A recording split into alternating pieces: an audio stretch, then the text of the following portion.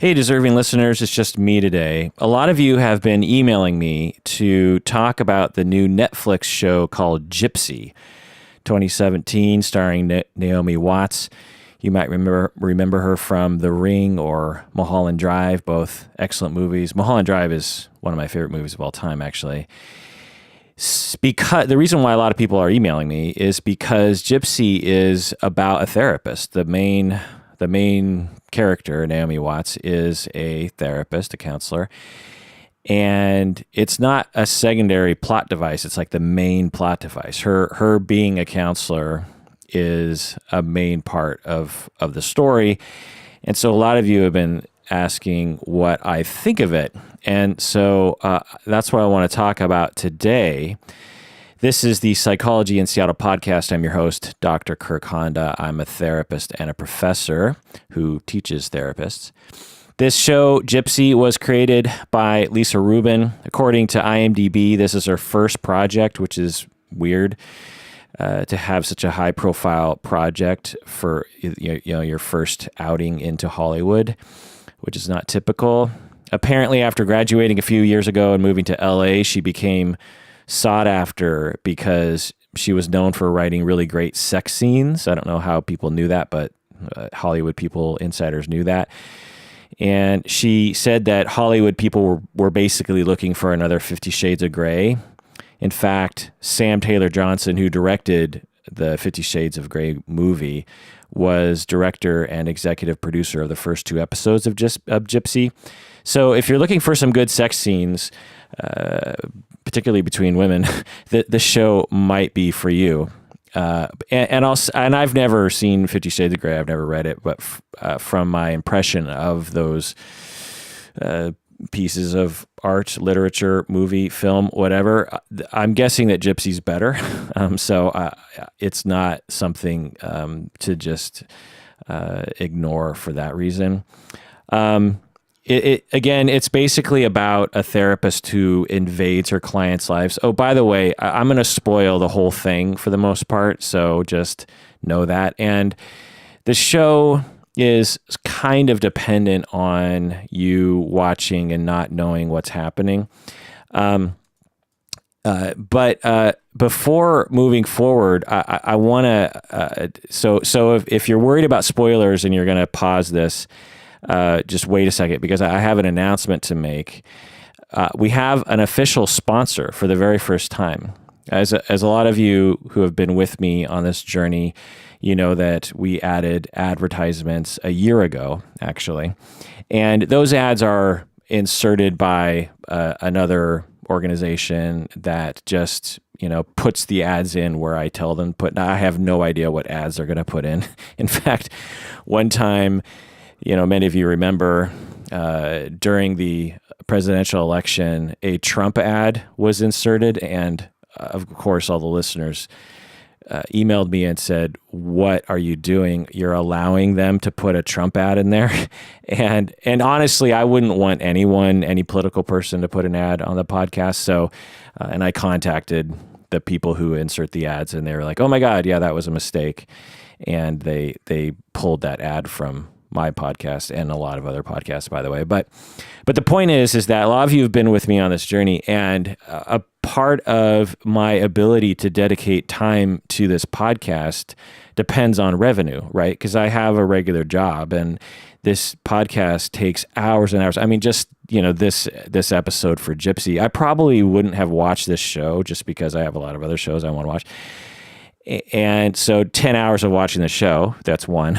And two, taking notes while I watch the show and then looking up all the information on the show. It takes a lot of hours. And in order for me to dedicate that time, I need to pull time away from my job.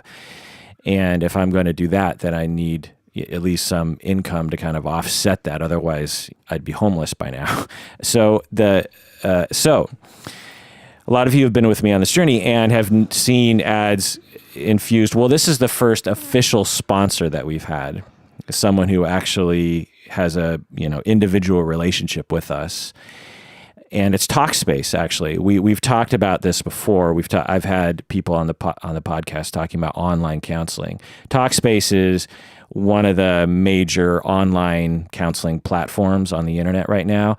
And in fact, one of my former supervisees works at Talkspace right now. She's a trainer of the online counselors. So I have inside information about their processes, and from what I can tell, they're totally legit. So I want to talk about them for a second here. I wouldn't allow them to be a sponsor of this podcast if I didn't believe in it. Occasionally people will contact me and say, hey, would you like us to sponsor? And I'm like, I don't know if my listeners are really interested in this. But this product is so in line with this podcast. It's, this podcast is an internet thing, right? And online counseling is an internet thing. And so it's really a wonderful option for people to consider. And as a person myself who does not do online counseling, you can doubly believe me as I talk about this, because I don't do it. I don't do online counseling, and I do in-office counseling. And typically in-office counselors are sort of hostile to online counseling because it's new and it's a threat and this sort of thing. So anyway, my point is that I totally believe in this product. I don't think that it will remove in-office counseling. In my prediction, in 20 years, people will turn equally to both online counseling and in-office counseling, because both have pros and cons, right? It's sort of like when today, for instance, I might go to the store, to the drugstore, to the grocery store and buy stuff. But other times I'll go online and buy things from, Amazon or something. And so both are good and both are a part of my life, and there's pros and cons to each of those, right? Sometimes I need something right away, or sometimes I want to actually hold it and look at it or try it on or something. And other times I'm just like, look, it's so much easier for me to just buy it online because I know exactly what it is and da-da-da-da. And so I think online counseling will be a similar thing for different reasons, but there's pros and cons. Also, so if people sign up for Talkspace this week or maybe next week, and we're in early August 2017 right now, then Talkspace might become a more consistent sponsor of this podcast. Right now, they're only sponsoring a couple episodes, and basically they're going to watch the numbers to see how many people sign up. So if you're curious or you're interested in online counseling, sign up with Talkspace and just try it out, and use the promo code Kirk, K-I-R-K. I didn't choose that promo code, by the way. If I had it my choice, I would have chose something. Although it's pretty easy to remember, I guess, Kirk. But anyway, so use the promo code Kirk. It's always weird when you say your name, But with Talkspace. So again, Talkspace, promo code Kirk. That will signal to Talkspace when you use that promo code that my listeners are signing up for it, and therefore it's worth sponsoring this podcast. If they end up becoming a more consistent sponsor, that will mean greater revenue for the podcast.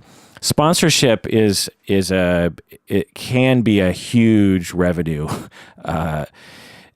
flow, or I'm not an accountant, so I don't know the word for it. But anyway, when people become sponsors, when organizations become sponsors, it can be a huge boon to the viability of a podcast.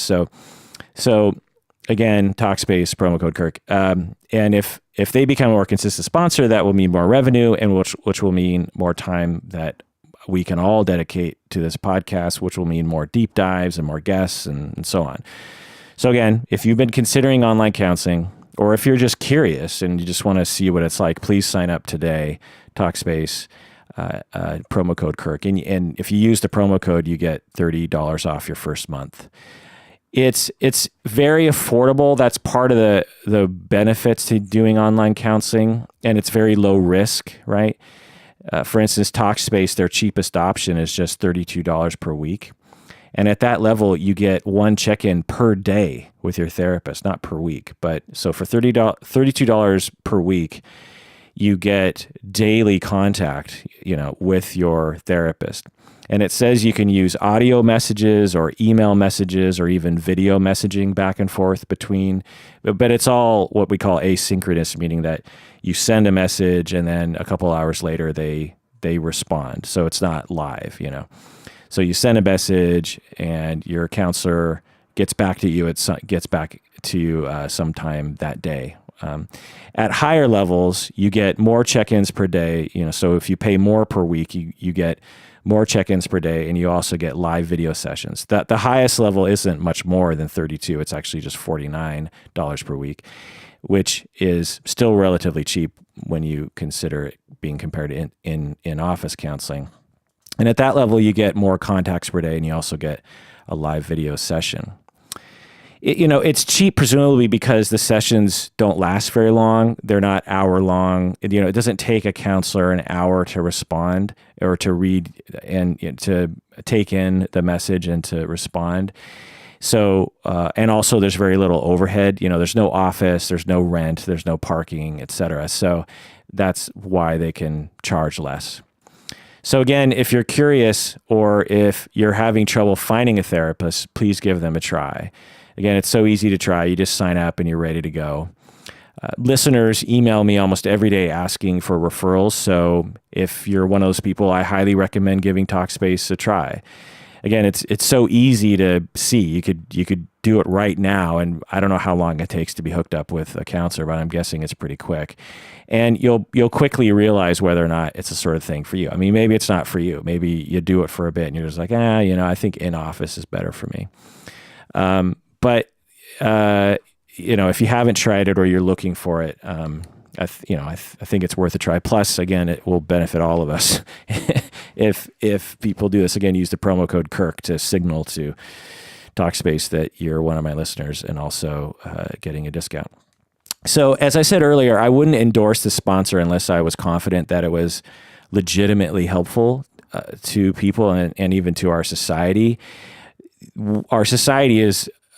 We have a massive problem, well, really around the world, in that we don't have access to mental health care. I did a whole episode in which I talked about someone who is actually in medical care and actually is a privileged person, has resources, has money, has connections, and they were having a really hard time finding good mental health care, even though they live in the United States. And so we have a problem with that. Well, Talkspace is one answer to that problem, right? Because anyone all over the world, I don't know exactly how they work out the ethics regarding like providing counseling across different jurisdictions. I know that they're pretty buttoned up about it, which I'll get into in a second. But anyway, the point is that this although, forget about them being a sponsor, forget about them basically paying me to talk about this right now. This is a legitimate good thing for the world.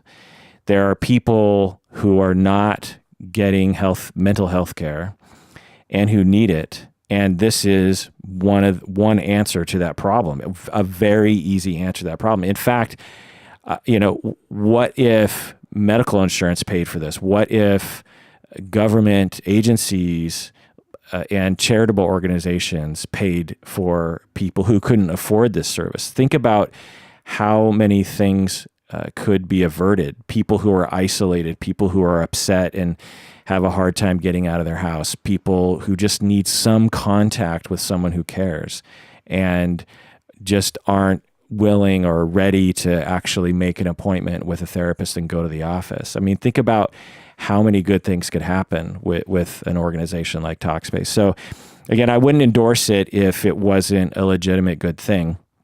And there's been a fair amount of research in the past decade plus, and the consensus is that online counseling can be just as effective as in-office counseling, depending on the presenting problem, of course, as long as the counselors are treated or trained in the ethics and the competencies in that form of counseling, which Talkspace actually does. They train people, as I was saying earlier. There's several benefits to just online counseling in general, like ease of access for people who live in rural areas or people who are confined or disabled, people who are socially phobic, people who are afraid of the stigma.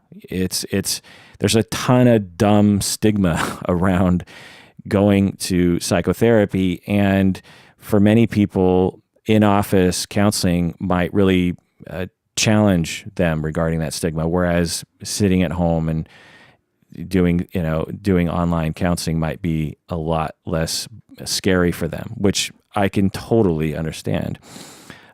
People who travel frequently, right? If you travel all the time, it's going to be hard to have appointments with people, and so there's that. It can provide access to rare specialists who are not in your area.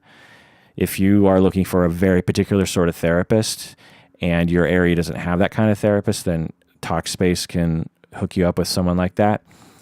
And as I said, it can reduce the cost of treatment, which is a barrier for many people. Like I said, there's no office. Offices cost a lot of money, and when counselors rent offices, they have to pass that cost on to their clients, and so Talkspace doesn't have to do that. Also, there's travel and parking. I mean, don't underestimate the cost of travel and the cost of parking for both the counselor and the client. Also, there's a lot of benefits to what we call asynchronous counseling, right? Meaning that there's a message, and then there's the person receives the message, thinks about it, and then responds at a later time.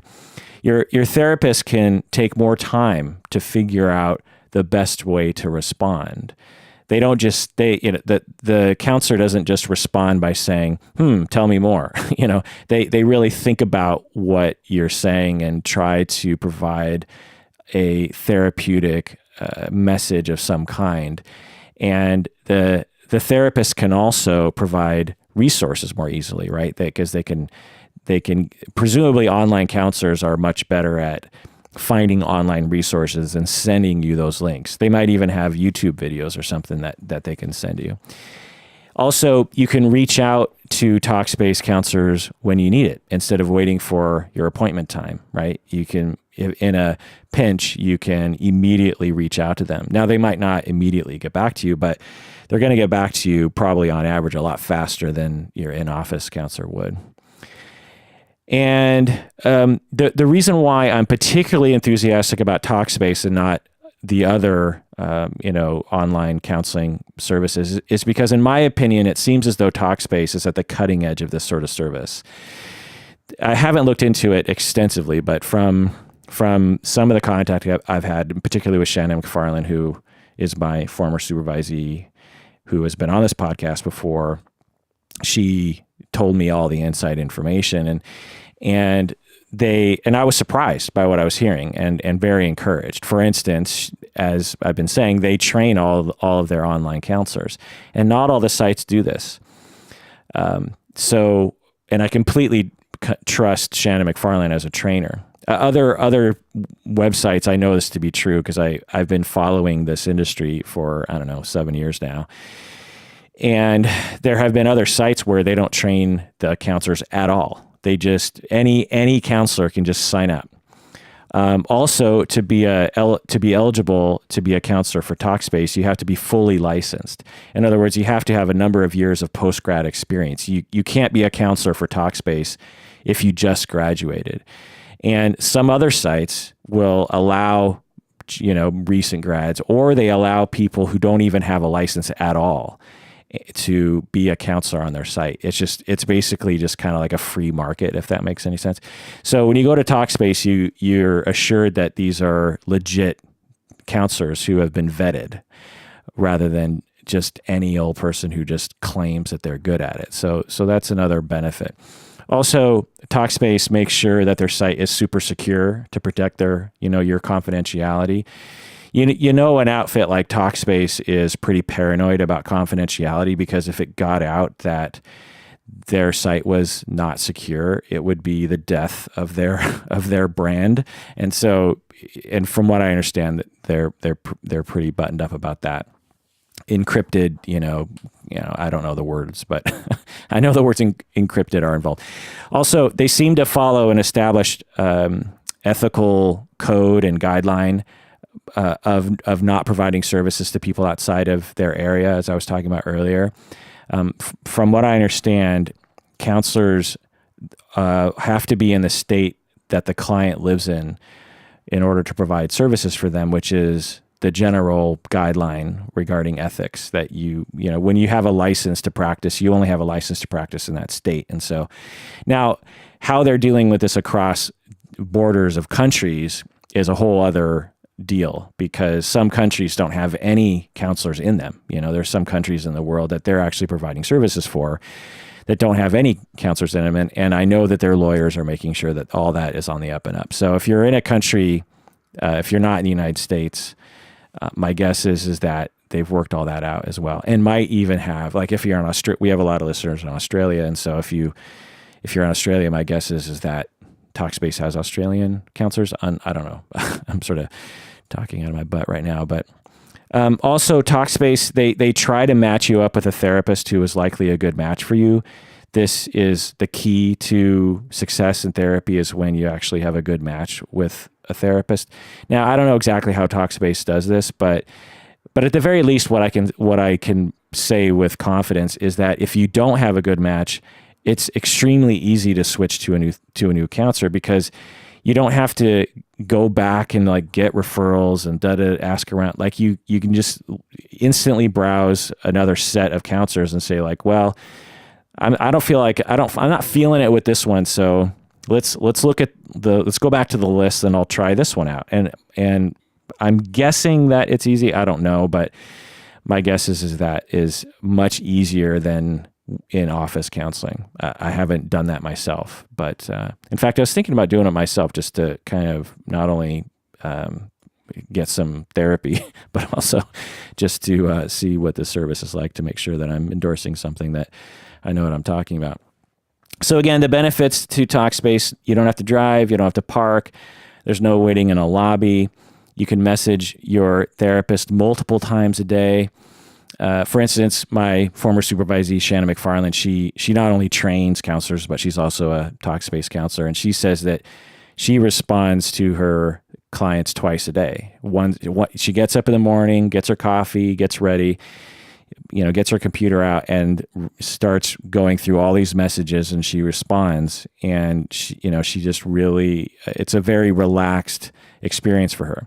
And then, she takes a break midday and does other things. Maybe she trains people, maybe she does something else. And then later in the day, early evening, she sits down again with her computer and then responds to any new messages that have come in.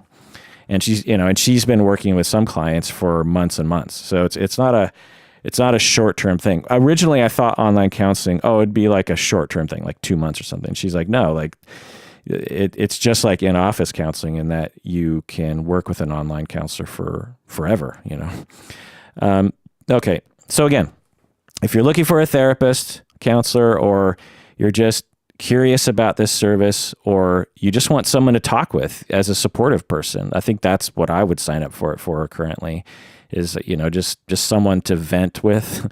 Then please sign up with Talkspace, and again, use the promo code Kirk for a discount. And if Talkspace sees a bunch of new clients, then they are much more likely to become an ongoing sponsor, which will mean that I can dedicate more time to this podcast. So that was the longest live read of all time, I'm guessing, on any podcast of all time. But like I said, this isn't just any old live read, right? This is something that I believe in for the greater good of humanity in some ways, just online counseling in general. And I think Talkspace is going to be a major player moving forward. And so again, let's see what we can do here. Okay, let's go back to Gypsy. I really liked the cinematography in this show. It's really high quality. I'm guessing that it's much easier for low budget operations to get good cinematographers and good equipment now, because I think this is not a super high budget production. Maybe it is, I don't know. But the point is I'm seeing like just a lot of really excellent cinematography, even in TV shows, which, this is 10 episodes on TV. And so I was really impressed with it. It's very pretty to look at. The acting was also mostly good. There's some moments where I was a little was a little iffy, but most of the main actors are very believable and interesting to watch. The writing is actually mostly tasteful. The topic is such a kind of soap opera sort of topic, and if they weren't careful, the writers, Lisa Rubin, I believe, was at least the main writer.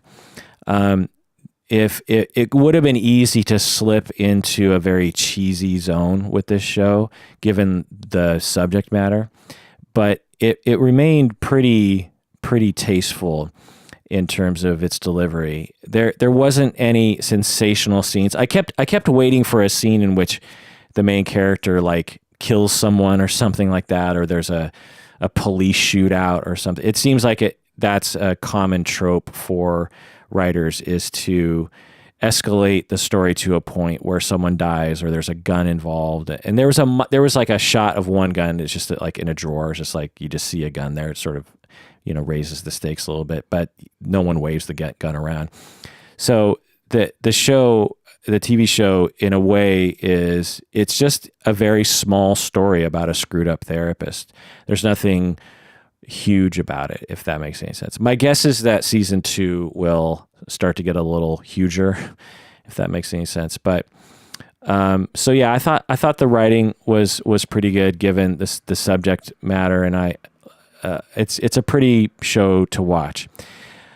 I'll tell you what I didn't like about the show.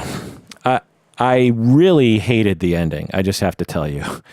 I mean, the ending in terms of the writing was fine, but they didn't wrap anything up. As I'm watching the episodes, I'm like, okay, well, we're getting towards the end of the season.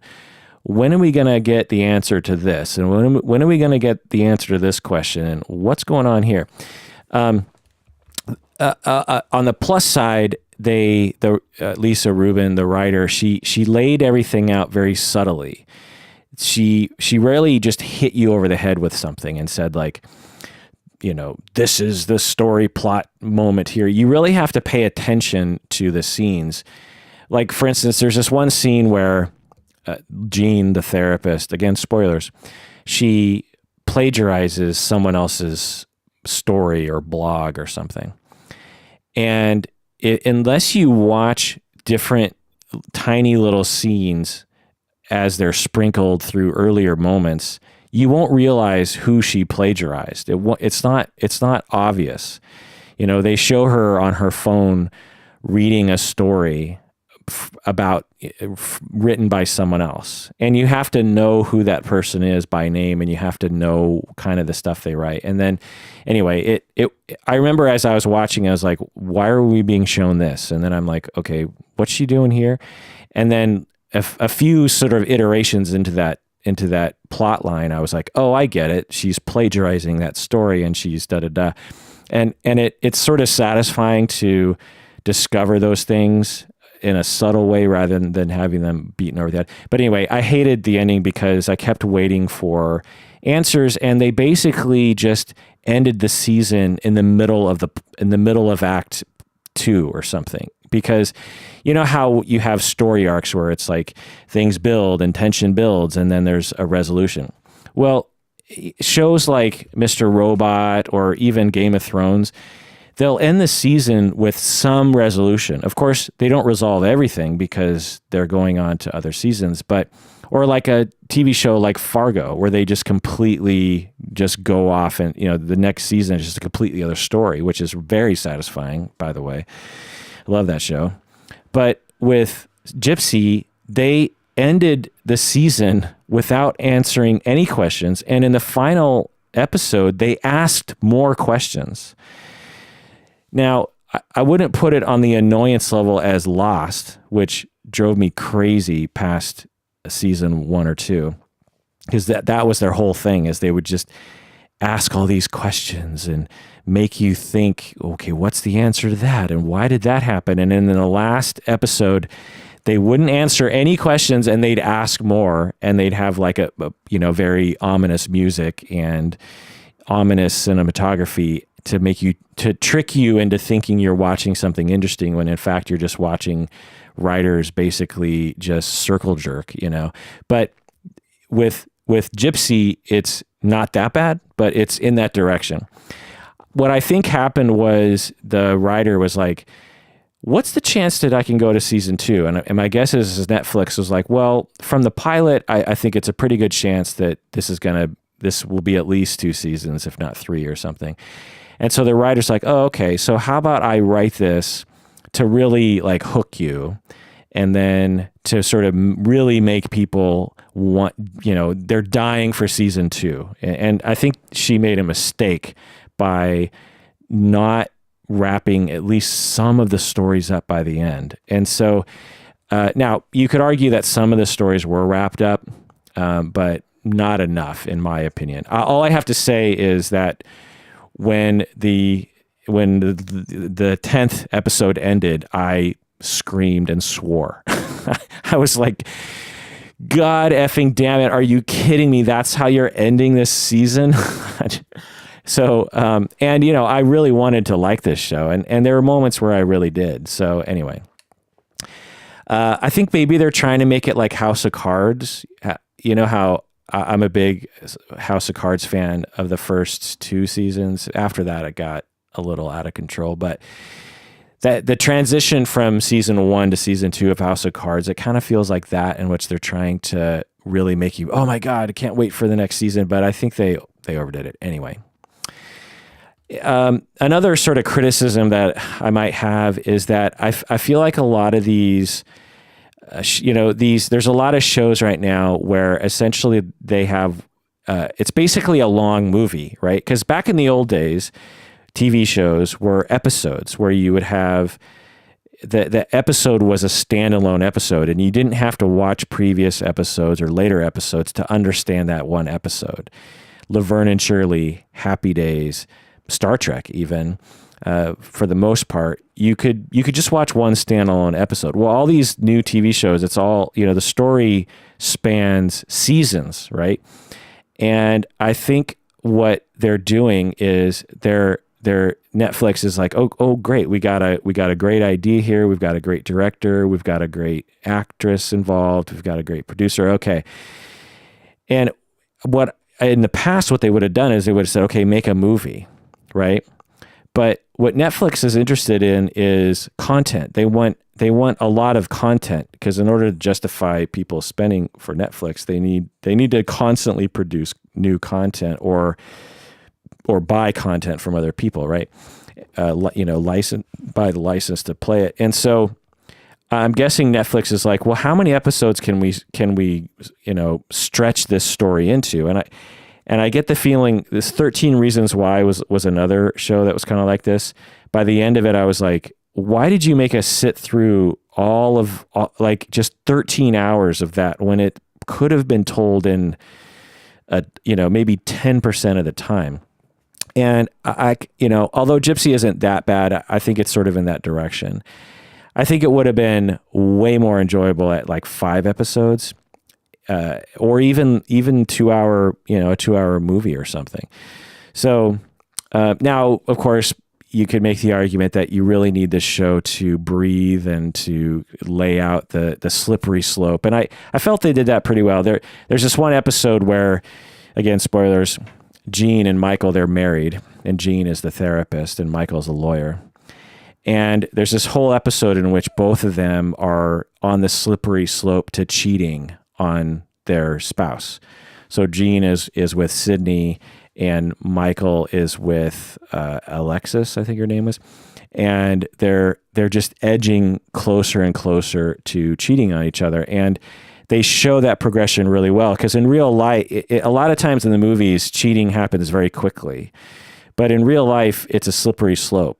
There's, and believe me, I've talked with so many people about cheating in my office. It's a huge issue in people's lives, and I've been with people as they went down that slippery slope, and what I always see is, one, alcohol is almost always involved, or some other substance, but usually alcohol, and also it's a step-by-step process. Like you're at work. Well, so for instance, the Alexis Michael story, I think her name was Alexis, his secretary, his assistant. At first, they're just coworkers, and Alexis is mildly flirting with Michael, and Michael is not pushing her away, but he's not, he's not responding at first. And then there's a little bit more flirtation. So this spans weeks, right? There's a little bit more. And then I think he asks her, there's a group of people that go out to a bar after work, and then one by one people leave, but Alexis and Michael stay, and it's just the two of them, again, alcohol, and they start talking about each other, and Michael starts talking about the difficulties of his marriage and this sort of thing. And then, some seeds are planted in that moment. Then they go on a work trip together, and again, some alcohol is involved, and then they start kind of daring each other. Oh, how about we go swimming? And then they go swimming in a pool together. And, it's all innocent. Nothing wrong with having a couple of drinks with a coworker and jumping in a pool late at night. Nothing. You didn't do anything, right? That's all that justification as you go down that slippery slope. And then it's like, oh, now we have to change because we're all wet. Okay, let's go up to a hotel room. And how about, it's okay. I have 2 robes. Nothing will happen. Just come into my hotel room, da-da-da. How about we just have a nightcap? Or let's, I always love that term, nightcap. I feel like people don't say that anymore. And it makes me really wonder about the old days about drinking a nightcap. What does that mean? Anyway, lay down on the bed. Again, you're not touching each other. Nothing's happening yet. You're just laying there. So now if you skipped all that stuff and you went straight to,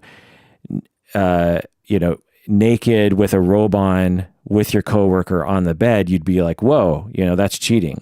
But every step of the way, it's this incremental, tiny little movement to the next phase. And you can justify it in your head much more easily. Like the proverb of a frog being boiled alive in a, progressively warm and warmer water. By the way, I'm pretty sure that's all apocryphal. I'm pretty sure frogs actually jump out of situations like that, but I hope you get my meaning. Lisa Rubin said that she provided the following quote regarding the second season. She says, "It was intentionally a huge cliffhanger. Jean is a mystery, and a lot of those questions about her past will be answered in the second season. We'll start to understand her foundation and her motivations." So she knew what she was doing. Lisa Rubin knew she was, ending with a huge cliffhanger. But anyway, so that's my overall kind of review of it. But I'll get into the actual counting of it in a second. Overall, I'd give it a 4 out of 10. Maybe, I don't know, maybe a 5, maybe 3, I don't know, depending on where I'm at. You might like it if you liked 50 Shades of Grey, or maybe in a better light, The Girl on the Train. It has a feel kind of like The Girl on the Train. It has that. It reminded me of that movie, stuff like that. I really liked The Girl on the Train. So, but again, that was just one movie. It wasn't super long. But again, don't expect the season to answer any questions by the end of the season. So before we go into the technique, let's talk about some of the people who star in this show. We got Naomi Watts. She plays Jean, the main character, the therapist. She has been in a lot of different movies and TV shows, but just some highlights that I remember her from are 1995. She was in Tank Girl. Great show especially for 1995. But the main role I was introduced to her was in Mulholland Drive. She plays both Betty and Diane. Oh, that's interesting. She has two characters. She plays 2 characters in Mulholland Drive, Betty and Diane. And in Gypsy, her 2 characters are Jean and Diane. I wonder if that's purposeful. But anyway, David Lynch. Mulholland Drive is, I think it's like in my top 20 and maybe even top 10 movies of all time. I don't know why I love that movie. I mean, I love David Lynch, but that movie is just so weird. That next year, 2002, she was in The Ring. Man, that movie scared me so hard. I remember I watched it on VHS in 2002 on a 13-inch tiny little tube TV. on the other side of the room. And even though it was this, bad sort of viewing experience, it just totally freaked me out. There's something about the way that they made that movie that just, I don't know, like I was fully into it. And I don't normally get into those kinds of movies. They usually kind of make me laugh. I mean, the jump scares will make me jump, but I'm usually like, okay, come on. But there's something about The Ring. Anyway, so she's in that movie. The next year, 2003, 21 Grams. Excellent movie.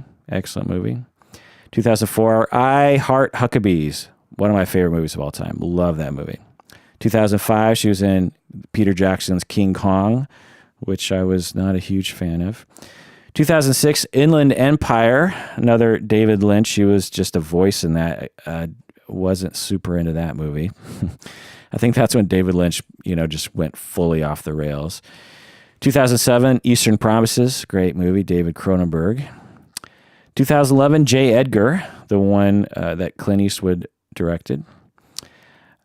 2014, she was in Birdman. And and she's in a lot of upcoming movies as well.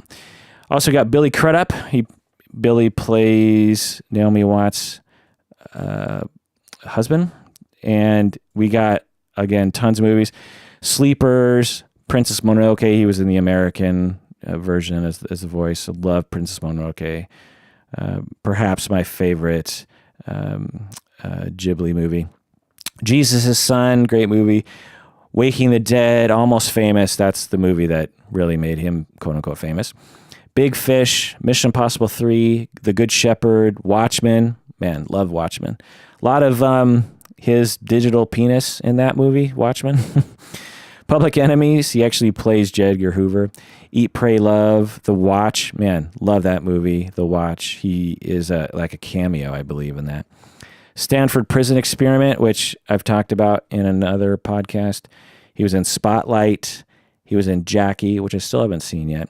He was in Alien Covenant, which I actually thought was okay.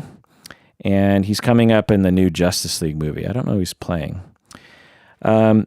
Sydney, the other main character in this TV show, played by Sophie Cookson. She is younger and hasn't been in that many things, but she's been in The Kingsman and The Huntsman, and also she'll be in the new Kingsman movie coming up this year.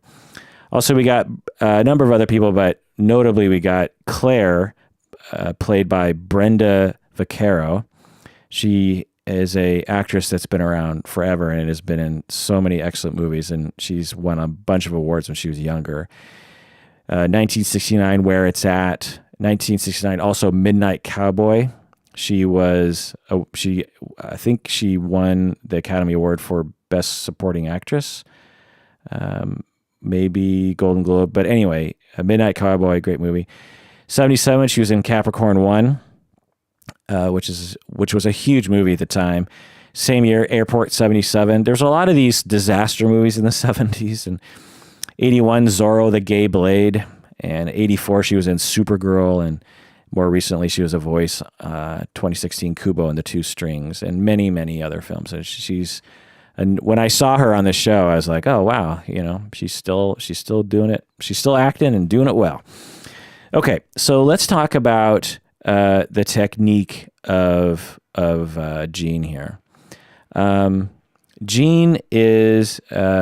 She has a number of clients that she works with, and I'm going to break it down by each client that she works with and sort of walk ourselves through her approach to each client.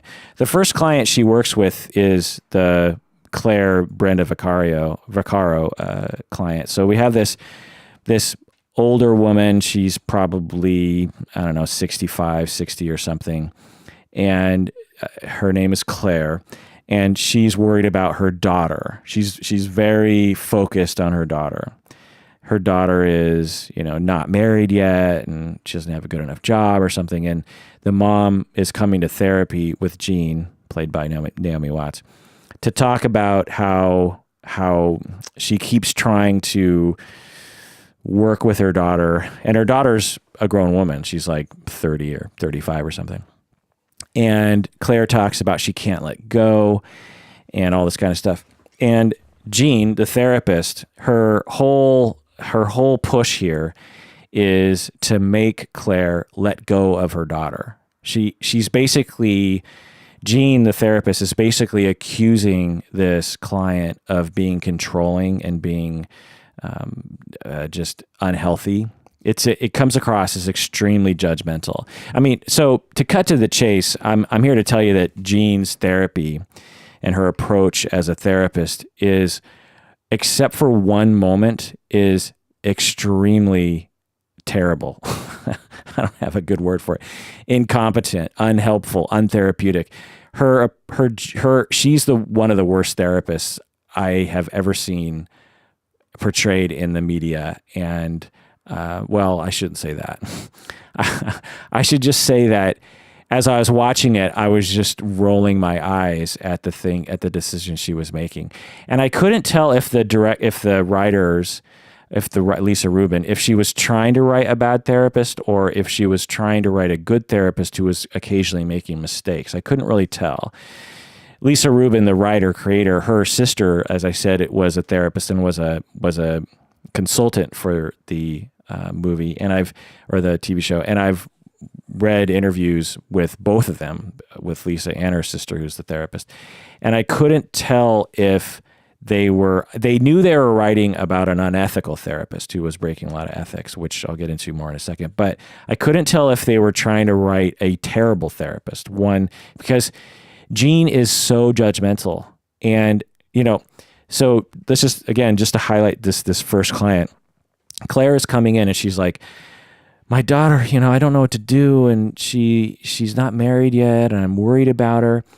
And in general, the best approach to a client like that is you listen to them and you allow them to vent, and you validate their feelings and you validate their worry.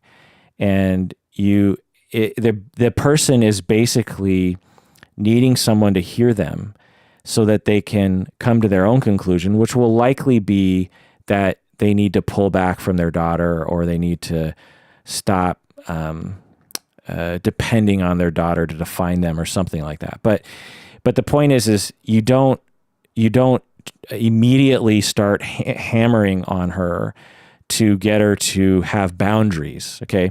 So Jean writes in big letters, boundaries, in bold, all caps on her notes.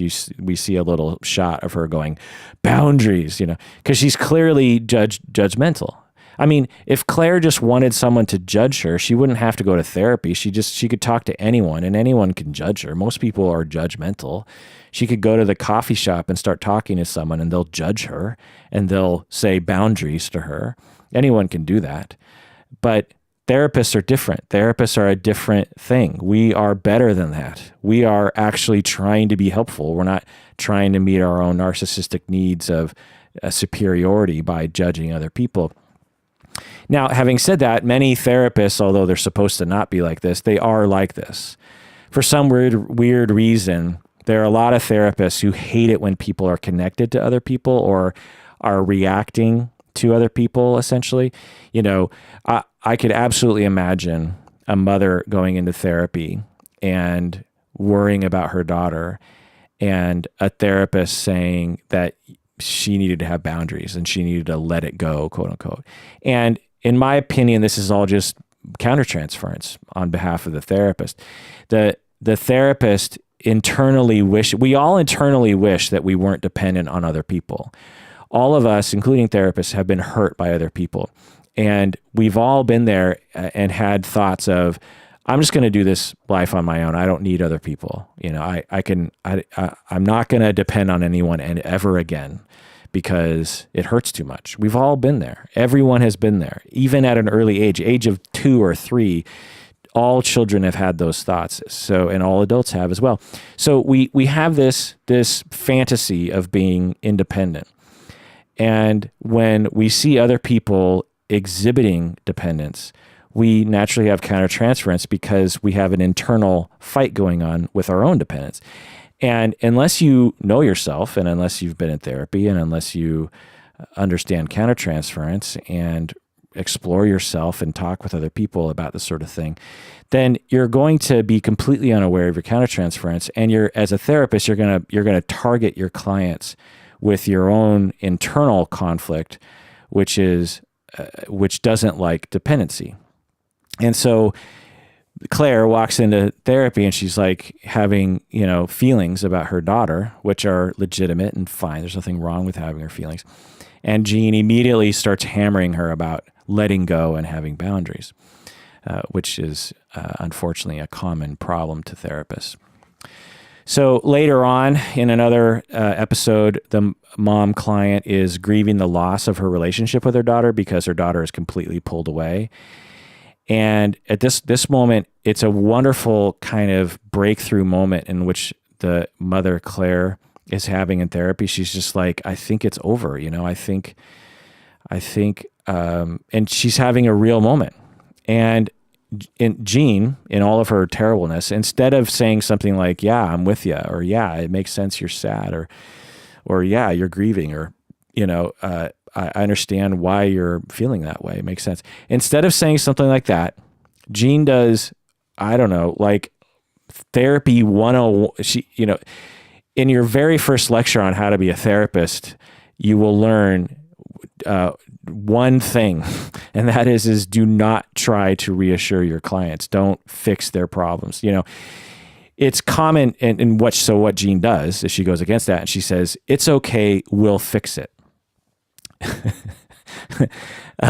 So Jean is like watching Claire suffer, and because Jean doesn't want Claire to suffer, she ham-fistedly just says, it's okay, we'll fix it, which is a ridiculous thing for a therapist to say.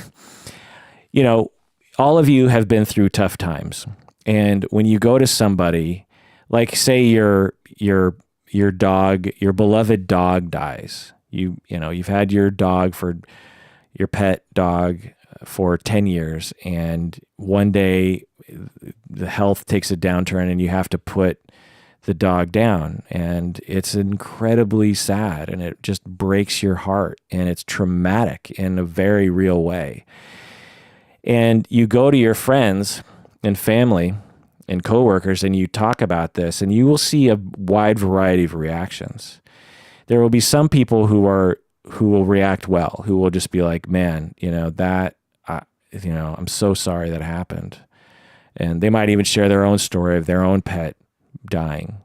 Or they might just, occasionally check, how you doing now that, your pet has died, or whatever the pet's name was. So you get those sorts of genuine and non-anxious and helpful reactions. Then there's a number of different, some people just ignore you, like, oh, your pet died, big deal. And then another group of people will get so anxious and so either they just don't know what to do because they haven't thought about it, or they haven't been given a good example, or they're just so anxious that they can't handle the fact that you're suffering.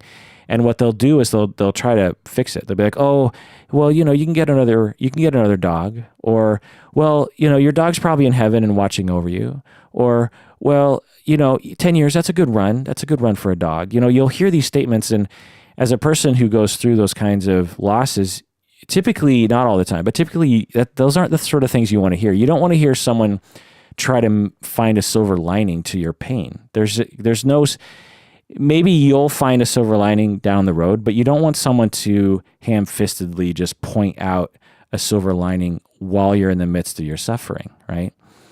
It's sort of like, imagine you just found out that you're going to die within a month, and you tell people like, the doctors told me I'm going to die in a month. And your spouse is like, well, you had a good run. I mean, that's an extreme example, but that's essentially what Jean was doing in this moment as the mom client is grieving the loss of the relationship she had with her daughter. Jean says, it's okay, we'll fix it.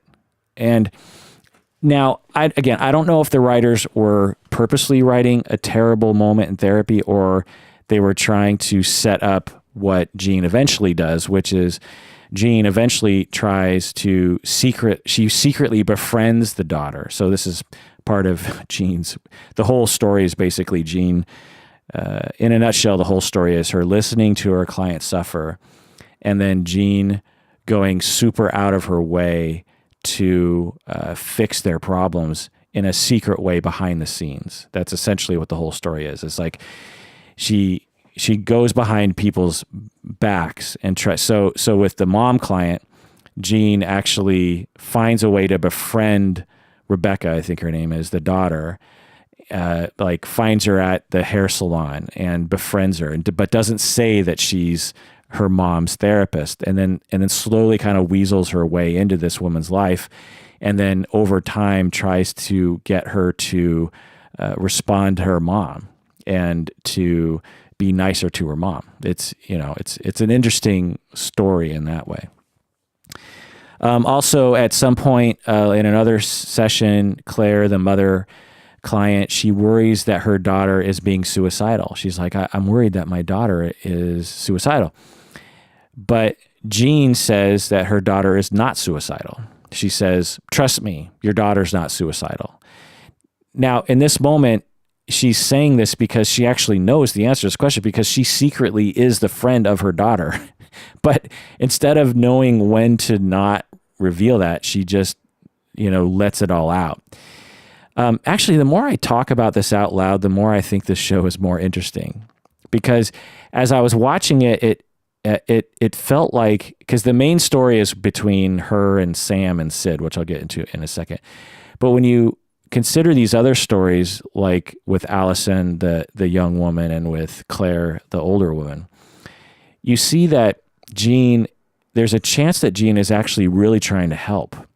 And even with Sam, now that I think about it, and I'll get into it in a second, it could be that Jean wants to solve Sam's problem by being Sam's girlfriend. She wants to be Sam's girlfriend because she wants Sam to have a stable girlfriend or something, if that makes any sense. Okay, so let's go on to Sam. But before we do that, I just want to remind everyone that today's episode is brought to you by Talkspace. Again, go to Talkspace and use the promo code Kirk, and you get a discount. And also remember that if you do that now, today or this week or next week, then Talkspace will, they might become an ongoing sponsor, which would be a pretty big deal for us. And so please do so. If you're looking for an online counselor, you're just curious, or you just want someone to talk with and to vent with at the end of the day, a professional to vent with, then Talkspace is something to try. If you give it a try for a couple months and it's not for you, then so be it. But I think it's definitely worth checking out. So again, Talkspace. All right, Sam is the jilted ex-boyfriend of Sydney, and early on in one of the early sessions, Sam is talking about Sydney, and he feels sad that she broke up with him, and he doesn't know what to do, and he has emotions, and he seems to be a very mature young man, and he seems to be dealing with it normally. And guess what Jean does? Instead of Jean just pointing out that grief is hard and losing someone is hard, instead she says, you guys were in a codependent relationship. You guys were in a codependent relationship. Again, so judgmental. She's jumping to a conclusion because by her definition, I'm guessing everyone's in a if anyone is in a relationship with someone that matters to them, it's quote unquote codependent. Again, this is probably countertransference from her against the hatred that she has towards her own dependency. And it is just another example of Jean just being an awful therapist, not just inadequate, but actually just harmful. And so again, I don't know if the writers and the writer, if the writer and the writer's sister, if they were like, oh, this is good, this is the typical therapy, let's depict this, or if they're like, let's give an example of just a terrible therapist who like barks at people and says that they're codependent and stuff. I don't know the answer to that. There are hints in the interviews that I read with the sister that leads me to believe that the the consultant therapist slash sister of the creator, there are hints that I think she actually believes this is good therapy. So Jean, just for you, clinicians out there, Jean calls herself a cognitive behavioral therapist, just like the creator's sister, Lisa Rubin's sister, is also a self-proclaimed cognitive behavioral therapist. And she talks about how she basically, in the interviews with her, she characterizes cognitive behavioral therapy as one that seeks quick solutions, that doesn't beat around the bush. And she denigrates psychodynamic therapy by saying that psychodynamic therapy is like asking about your childhood and all this kind of stuff. And basically, the creator's sister has no idea what therapy is, in my opinion. The way she talks about psychodynamic therapy is the way that ignorant people talk about psychodynamic therapy. She doesn't now is a portion of psychodynamic therapy talking about your childhood, yeah, but all the contemporary psychodynamic people, interpersonal, relational psychoanalysis people, it's much more complicated than that. And actually it has much more to do with the relationship between client and therapist, and also just trying to parse the patterns in people's relationships, which I can tell you from experience, not only in my own therapy, but as a therapist, is extremely beneficial and can be extremely enlightening and powerful to people when they actually explore the patterns of their relationships. For me, and in my practice, the vast majority of the reason why my clients come to me is because of relationships that they're in. They are in a marriage that is struggling, or they just broke up with someone, or someone just died, or their parents are giving them grief, or, it's all about relationships. We're very relational people, and we can become depressed or anxious or traumatized because of these relationships, but the relationships are the key. And psychodynamic therapy is wise in that it really focuses on that. And cognitive behavioral therapy, I absolutely use cognitive therapy. I've studied cognitive therapy, and I absolutely use it probably in every single session. Behavioral therapy, same thing. Absolutely, behavioral therapy is a very helpful model to consider when treating clients, particularly with particular disorders. With trauma, I use, behaviorism is the main basis for my therapy with trauma, in that exposure through imaginal recall, all that is behaviorism and habituation and that kind of stuff. And so cognitive therapy, behavioral therapy, I'm a huge fan. But the way that this consultant for this show talked about cognitive behavioral therapy was the way that CBT therapists talk that is ignorant. She was saying, again, she was characterizing psychodynamic therapy as like this one-dimensional stupid thing. And she was also saying that cognitive behavioral therapy is the only empirically validated therapy, which is also just not true. I understand why some people say that, is because CBT therapists will propagate this lie, and it's a propaganda because they're trying to essentially like garner resources, because they're, if you're a CBT therapist, you want to proclaim that your therapy is best so that you get more clients, essentially is what it comes down to. Or if you're a CBT researcher, you want your therapy to be considered best because you get more prestige and more funding and that kind of stuff. It all comes down to that. But take it from me, and maybe I should do a whole episode on this at some point, but there are, all of the major therapies have empirical support. It depends on the presenting problem, and it also is highly dependent on how easy it is to research certain things, right? When you want to research the treatment for a phobia, like you are afraid of spiders, and you don't want therapy for anything else, then yeah, psychodynamic therapy is probably not going to work very well or at least it's not going to work as well as cognitive therapy or behavioral therapy for a specific phobia of spiders.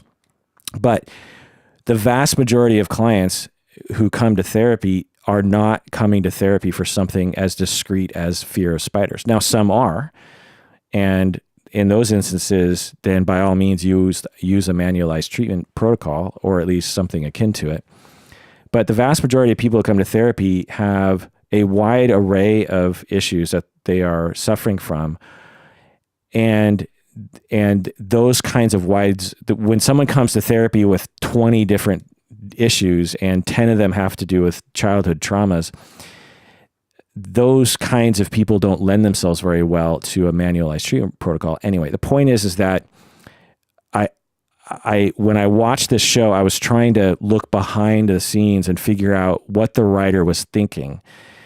And I think the writer and the consultant to the writer for Gypsy, they were trying to portray good therapy, and they were trying to portray what they thought was cognitive behavioral therapy. Good cognitive behavioral therapists are not judgmental. Good cognitive behavioral therapists actually really focus on the relationship, because they know empirically it's supported that a good relationship is the main outcome factor. You know, when they study actual outcomes of therapy, they realize that the relationship, which is a humanistic psychodynamic thing, the relationship is much more important to the outcomes of therapy than the particular therapy that you use.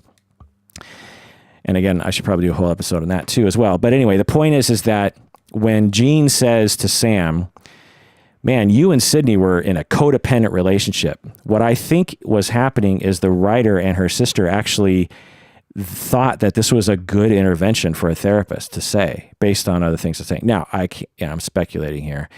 And I just have to say, the way it was portrayed, it was not therapeutic. It was judgmental. It was jumping to a conclusion. It was shaming Sam for caring about his ex-girlfriend and for going through grief. It's just ridiculous. And then at some point, Gene says, maybe it'll help to put all of her stuff in a box. So at this point, Gene is telling Sam, look, you need to move on. You're codependent. You need to move on. Maybe you should take all of her stuff that's still at your apartment and put it in a box. Now, maybe this will be something that he'll do eventually, but telling a client how to grieve and when to grieve and at what phase to grieve is just controlling and frankly abusive. This was an abusive moment because Sam is really looking to Gene. The client is really looking to Gene for help, and he believes in her and he thinks that she's a good therapist, and here she is basically telling him what to do. And it's just awful. And this is why almost half of those getting therapy for grief are actually harmed by their therapist. As I talk about in other episodes, I'm writing a whole book on grief, and one of the main meta-studies that is talked about in the field of grief is the fact that when someone is suffering from grief and they go to therapy, something like 38% or 40% of people who go to therapy are actually harmed by the therapist. When someone goes to therapy for depression, there's always a chance that it'll harm you. And when you go to a counselor for depression, about 5% of the time, the client is actually harmed by the therapy. In other words, they're worse off from the counseling. Their depression is worse. Well, with grief, when someone goes to a counselor for grief, almost 40% of the time, after the therapy has progressed, the client is actually worse off than if they just never went to therapy at all. And why is that? Well, it's because of stupid shit like this, where you have a therapist who is calling someone who is going through normal experiences of grief and telling him that he's codependent, he needs to let go, and that he should move on, and that he should put all of her stuff in a box and move on. Now, I'm not saying that the therapist might not suggest that or just like raise it as a question or something. I still wouldn't do that as a therapist, but she basically is pressuring him to race his way down the process of grief. Now, of course, later on, particularly in the last episode, we learned that Gene is actually secretly in love with Sam, I think, or something. I can't tell. Again, I can't tell if Gene is secretly in love with Sam or if Gene is just trying to be a therapist by being secretive. You know, is she actually in love with Sam, or is she just trying to be Sam's girlfriend? And she believes that to be therapeutic. There's a lot of questions. She lies about her credentials and her educational background. She says that she graduated from Stanford, but she was not accepted by Stanford. I think she tells Sam that. She gives homework assignments to Sam to not contact Sydney. She calls Sam addicted. He's addicted to Sydney, and that's ridiculous. When you are in love with someone and you get dumped, you think about that person afterwards. Why? Because you're a fucking human being and you have emotions and you're normal and you are attached to that person. That's why you think about that person after they break up with you. And you might think about them for years. That doesn't mean there's anything wrong with you. It means you're alive, and it means you're human, and it means you're admitting to yourself the reality of the human experience. But Gene, in all her brilliance, calls Sam addicted, and basically commands Sam to not talk with Sydney anymore. Even though Sam is actually having good contact with Sydney for the most part, to grieve and to transition, moving away from her. Gene chastises Sam for talking with Sydney, and at this later on in the season, Sam starts to detect Gene's countertransference. You can tell Sam's like, oh boy, I think my therapist has an issue with this. Like it's a personal issue for my therapist. At a later episode, she does an exercise with Sam. She asks Sam to pretend that she's Sydney. So Gene is like, okay, Sam, pretend that I am your ex-girlfriend. And then has a role play with Sam, and Gene seems to be trying to get Sam to be sexually attracted to her, to Gene, which is interesting. Toward the end of the season, Gene hugs Sam for a really long time, which was another notable little moment. Sam, at some point, accuses Gene that Gene is making Sam dependent on Sydney to keep him in therapy and to keep him dependent on Gene. It's sort of a complicated thing if you haven't watched the show. But anyway, Sam accuses his therapist that she is keeping Sam dependent on the therapist. And Gene doesn't respond to this at all. Gene just changes the subject right away. She doesn't even acknowledge this humongous accusation that any good therapist would say, oh, okay, well, let's talk about that. And, maybe I'm wrong. Maybe I am doing that. That's what a good therapist would do. At some point later in the season, Sam says he wants to quit therapy, which is, a good thing for Sam. Sam's like, I don't think I want to be in therapy anymore. And Gene, the therapist, desperately says that he shouldn't. She's like, I don't think you should quit therapy. And he gets up to leave the session in the middle of the session, and she's like, but you have more time. You have more time in your session, and he just walks out. And it's like, my God. I mean, that there were a lot of scenes that were cringe-worthy, but that scene was particularly bad. I mean, to see a therapist begging a client not to terminate, begging a client to stay in her office was just pathetic. But again, that was later in the season as her life becomes unraveled. After termination, Gene frantically and desperately calls Sam several times, leaving him messages. She's basically stalking her own client and saying like, I really need to see you again. We really need to talk, and da-da-da-da. And I'm, again, just further just massive cringing. Sam actually comes back to therapy, probably because Gene managed to keep Sam isolated from other women because she infused Sydney back at that engagement party. But anyway, okay.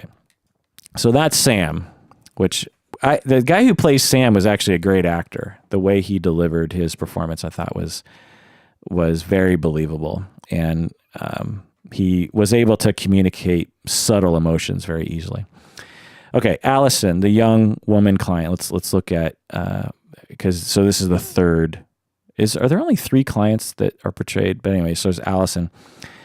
At some point, so Allison is a young woman and her life is very chaotic. She has an abusive boyfriend. She uses substances. She is depressed and anxious and that sort of profile or something. And at some point, Jean asks Allison, she says, Allison, are you on something? In this super judgmental way. She's just like, Allison, are you on drugs? And it's just so judgmental. I mean, my God. It's as if Jean never even went to school. Maybe that'll come out in season 2. Jean never graduated from high school and she just is acting like Dr. Phil. Allison gets up to leave because her therapist is basically chastising her for using drugs, which is of course ridiculous. And Jean says to Allison, she's like, I know you want to displace your anger onto me, which is just a wonderful, super judgmental way of using your therapeutic jargon. I know you want to displace your anger onto me. It's like, my God. Jean also says, I can't treat you while you're high, so we'll have to meet next week. Allison freaks out naturally because she's being chastised and judged and rejected by her therapist, and she doesn't know what to do. And Allison starts to kind of freak out, and she starts to talk about her abusive boyfriend. And at this point, Jean completely does a 180 just because Allison is now crying. Probably because at this moment, Allison is kind of dependent on Jean in a certain way. Maybe that's the whole thing. Maybe Jean wants to keep people dependent on her. Maybe that's the whole crux of the show. Again, the more I talk about these sessions and kind of really walk myself through the entire season with each of these clients, it's the story's a lot more complicated than I thought originally, which makes it more enjoyable to me. Anyway, so at this point, when Allison kind of freaks out, she's just like, oh my God, my therapist is judging me.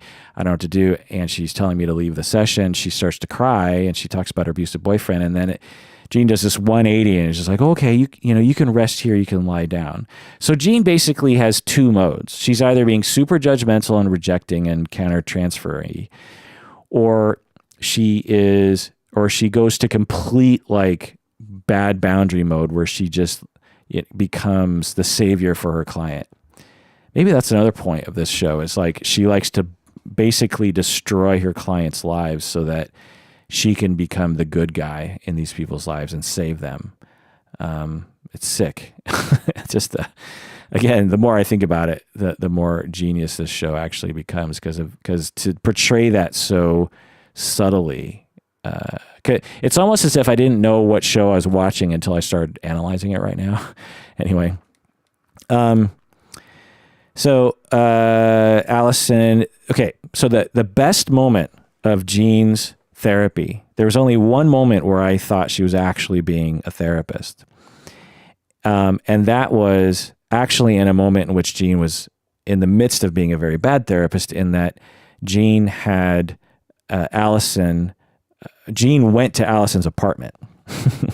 So we'll get into the ethics in a second, but Jean actually, tracks Allison down, goes to her apartment, which is unethical in a lot of ways. There's nothing wrong with doing in-home therapy. I did it all the time, but the way she did it was not ethical. But anyway, there's this moment where Jean is talking to Allison in Allison's apartment, and Allison is crying and she doesn't know what to do and her life is falling apart. And in this moment, Jean she self-discloses about making mistakes. And Jean's like, I've made mistakes in my own life and my childhood was hard. And I have worked really hard to make healthy decisions. It's still kind of a judgmental statement to say, because it's just like, look at me, look how great I am. I've had a hard life too, but I've managed to make healthy decisions. And by implication, you've had a hard life and you're making bad decisions. It's sort of that implication. But when I watched the scene, I in my notes, I was like, oh, this is the first moment. And this is like, I don't know, 2/3 of the way through the season or something. This was the first moment in which Jean actually portrayed good therapy, even though it wasn't the best, and it was also in the midst of her unethically going to Allison's apartment. But it felt genuine. It felt like Jean was genuinely disclosing and genuinely being empathetic toward her client. It seemed like she was actually trying to help Allison in this moment and not trying to manipulate her or judge her or something. But she tells Allison that she shouldn't have come to her apartment. She's at the end of the session. She's like, so just to let you know, I shouldn't have come here tonight, and that'll be our little secret, she says to her.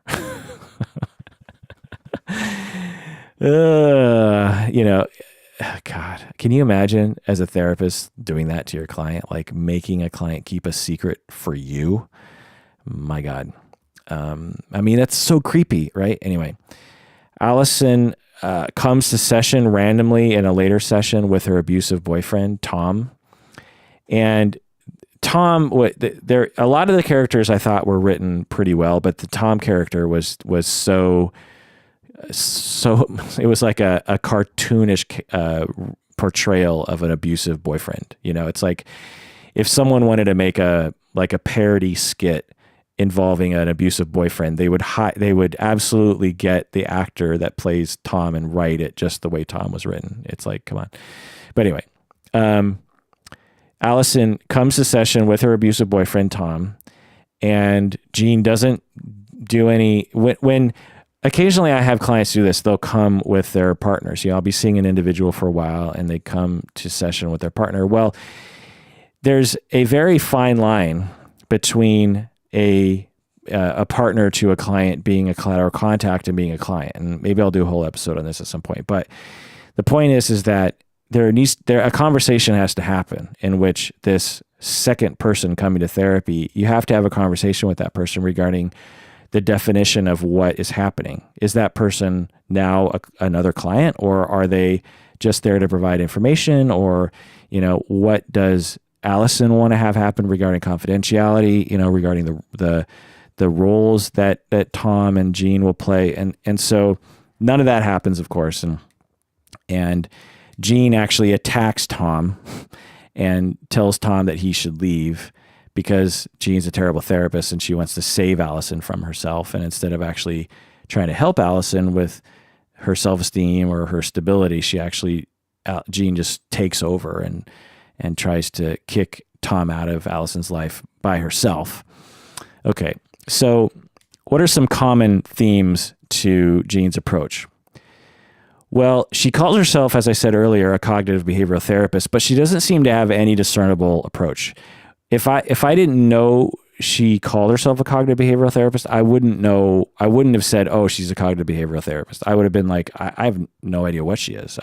She's a terrible therapist who has no idea what she's doing, particularly regarding ethics, but even her approach she seems to have if there was such a thing, her approach would just be called the judgmental approach, or the Dr. Phil approach, frankly, this sort of paternalistic barking at people about their bad decision making, without any empathy, without any understanding of people's context, without any understanding of the normal course of grief and of human nature. Just this barking at people to stop doing bad things. Don't use drugs.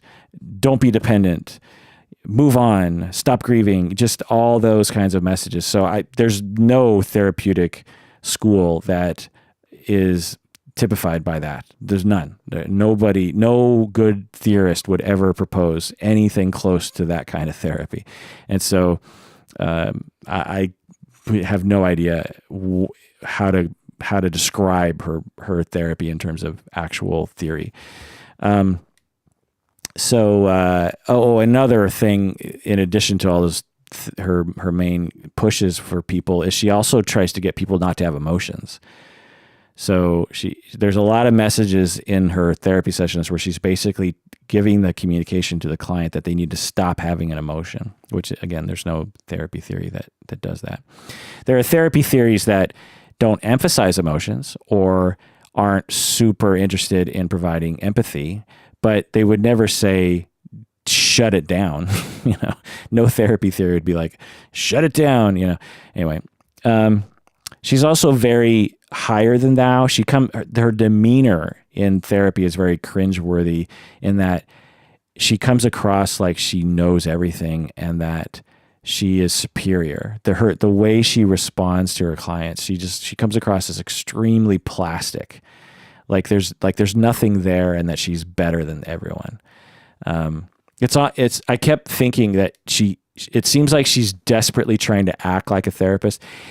Like if she was a real person and I was actually watching a video of her therapy, I would assume that she was an intern who started yesterday and was still trying to figure out how to integrate theory into practice, and was so scared of being a therapist that she couldn't really be herself. Which happens. There are sessions of interns that will happen like that because, you're freaking out. When I was an intern, I was freaking out. I had no idea what I was doing. And sometimes you fall back and regress to this judgmental kind of state. And so anyway, that's what I would have thought about that.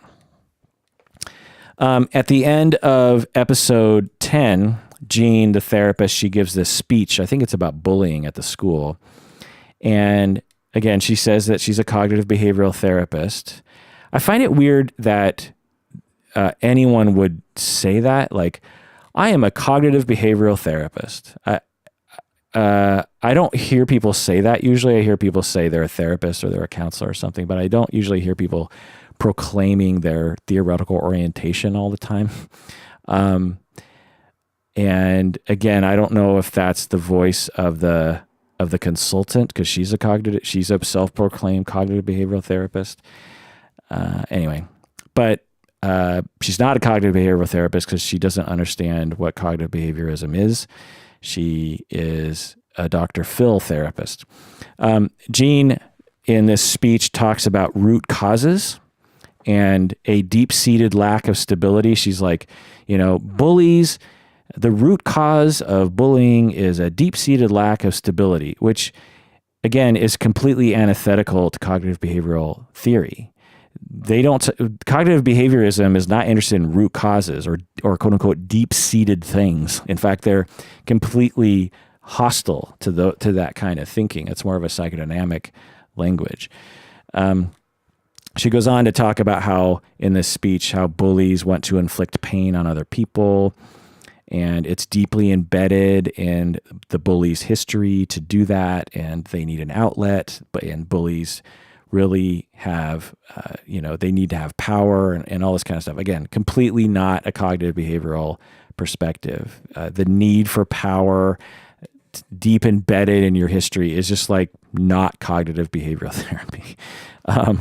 Again, I don't understand if the writer doesn't understand what cognitive behavioral therapy is or is just purposely portraying like an idiot. So I don't know.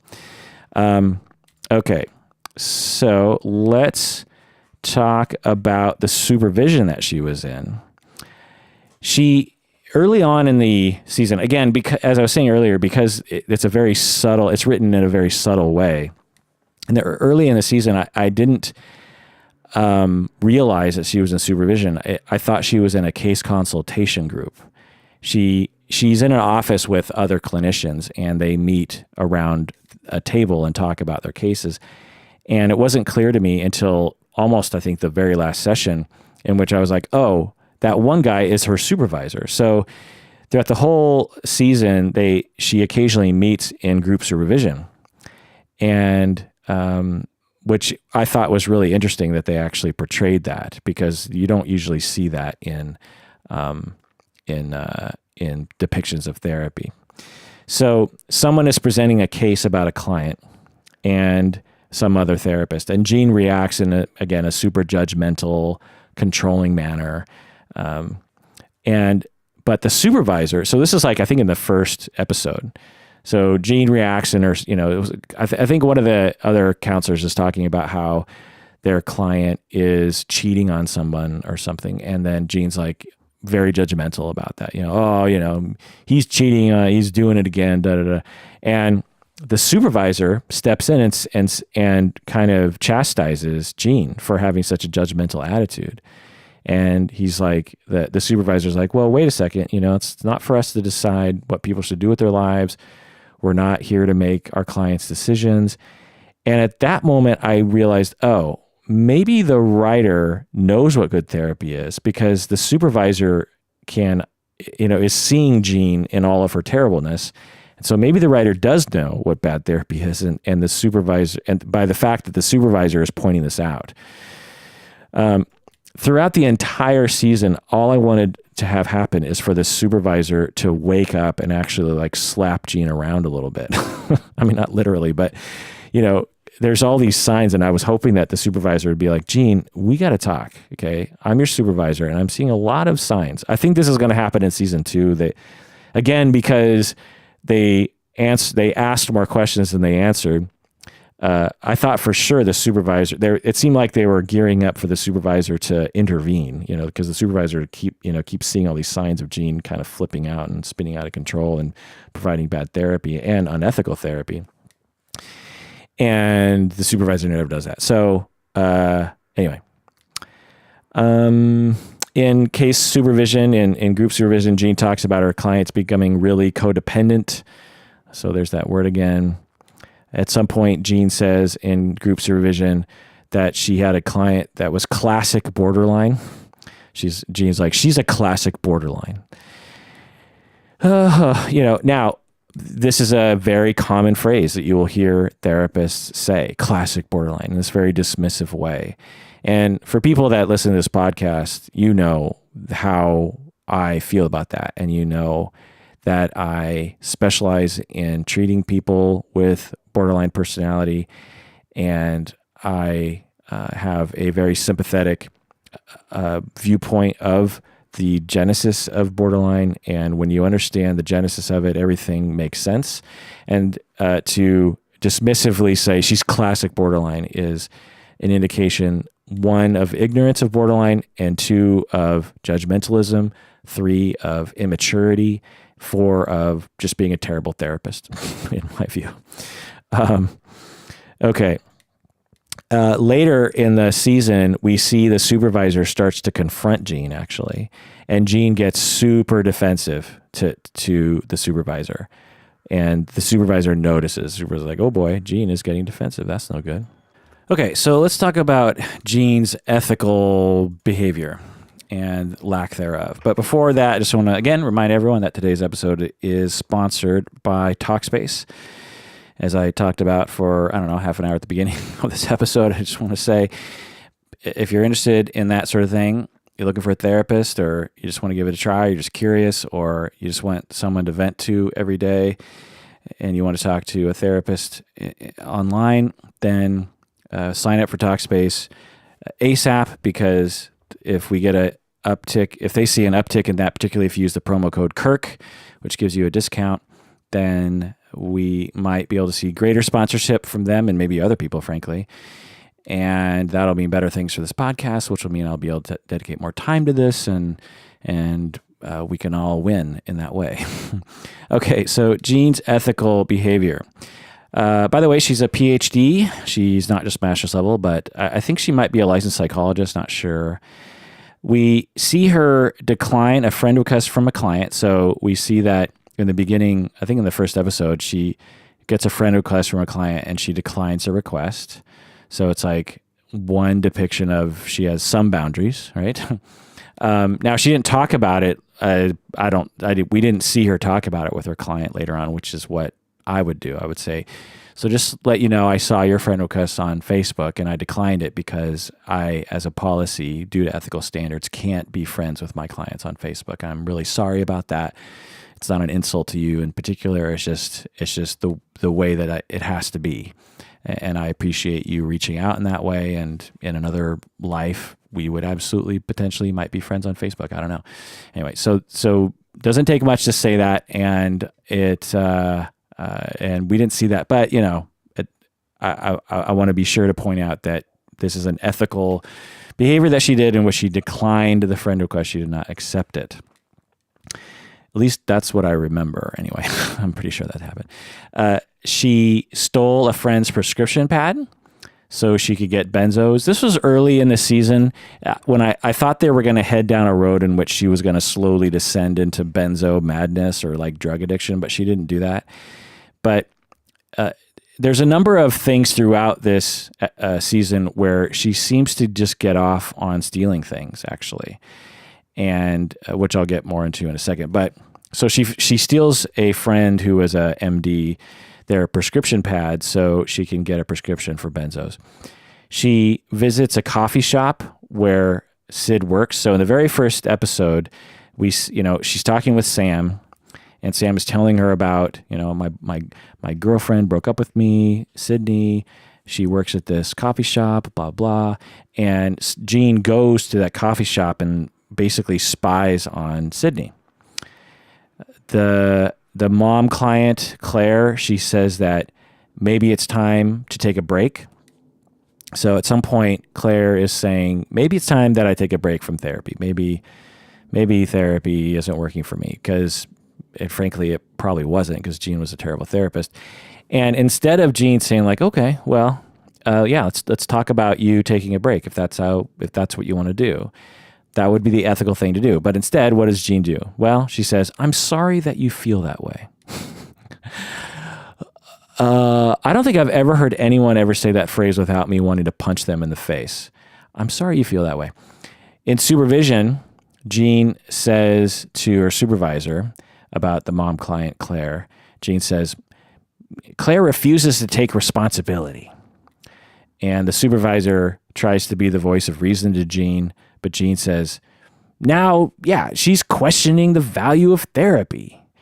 And it's like, yikes, for a therapist to not listen to a client as they are, one, maybe they are questioning the value of therapy, or at the very least, they just want to take a break. If a therapist is that hostile to that kind of sentiment from a client, that is awful. I can tell you from personal experience as a client myself that this happened to me many, many years ago, and it almost obliterated my relationship with my therapist when he basically intimated that he was not supportive of me wanting to take a break. He came across like, essentially the message I got was I was just a dollar sign to him, that he wanted money from me, and that was it. I'm sure that wasn't what it actually was, but that's how it ends up kind of feeling. And for a therapist like Jean to do this was just terribly untherapeutic and unethical. Again, as I talk about her behavior, I think it's interesting how a lot of it is holding together. She really wanted her clients to stay with her. She lived through her clients' dependency on her, and she also lived through her judgment of them, if that makes any sense. She needed that everyday ability for a client to come to her and depend on her, and for her to judge them back. And she also had this personality trait of wanting to be secretive. She really got off on lies and on sneaking around like a private investigator or something, which is a hallmark of a personality that I'll get more into in a second. Anyway, Jean finds Sydney at somewhere and ends up flirting with her, which is an ethical problem there, flirting with the ex-girlfriend of your client. Jean steals benzos from friends. So not only does she steal the prescription pad, but she also just goes into their drawers and steals their benzos.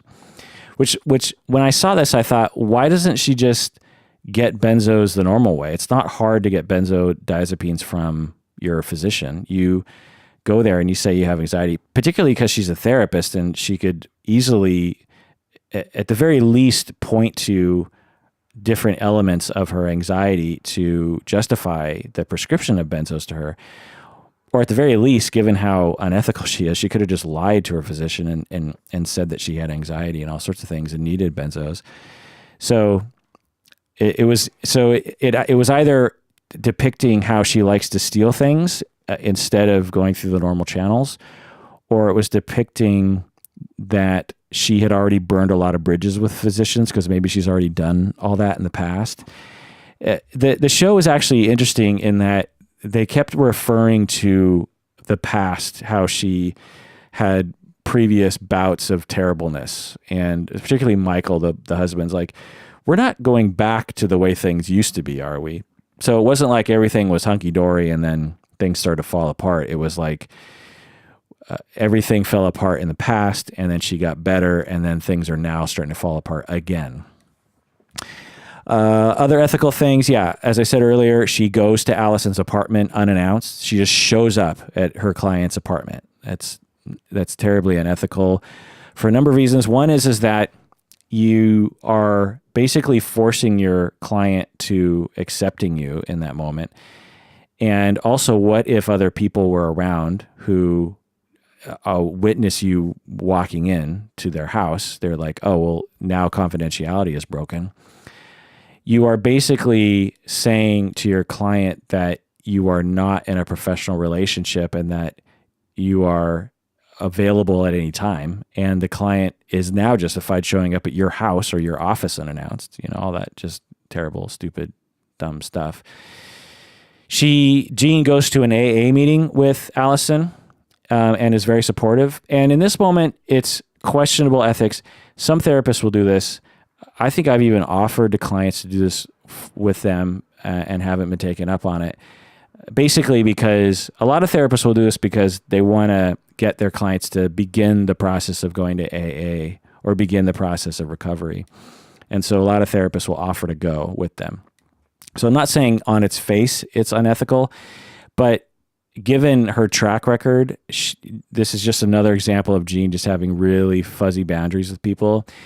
And also, there needs to be a conversation with your client prior to you going into a public space like this. You would say to your client, you would say, okay, we're going to go to this AA meeting tomorrow, and this is where we're going to meet. And also, what would you like me to say my relationship is to you is? Because people might ask, who am I and what am I doing here?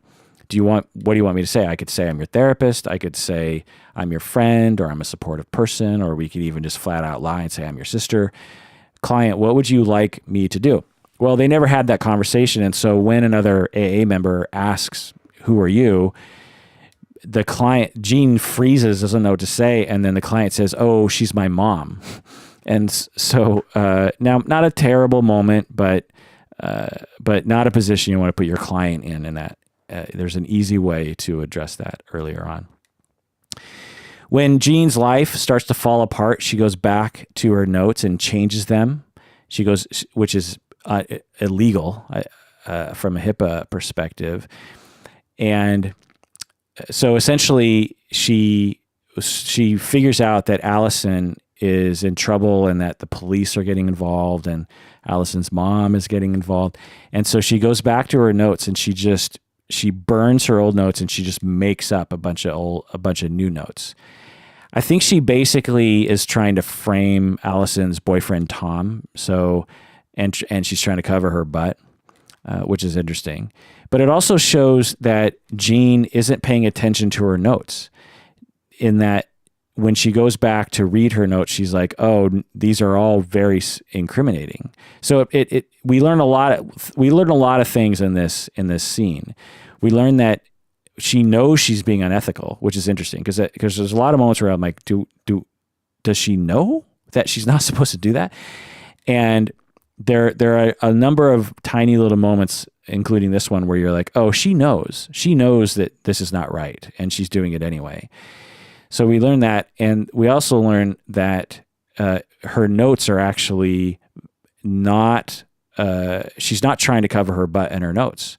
There are certain lines in her notes that are very self-incriminating, and that's a weird practice, right? To not only act unethically, but then to keep notes that incriminate you in a way that it doesn't need to, which is interesting.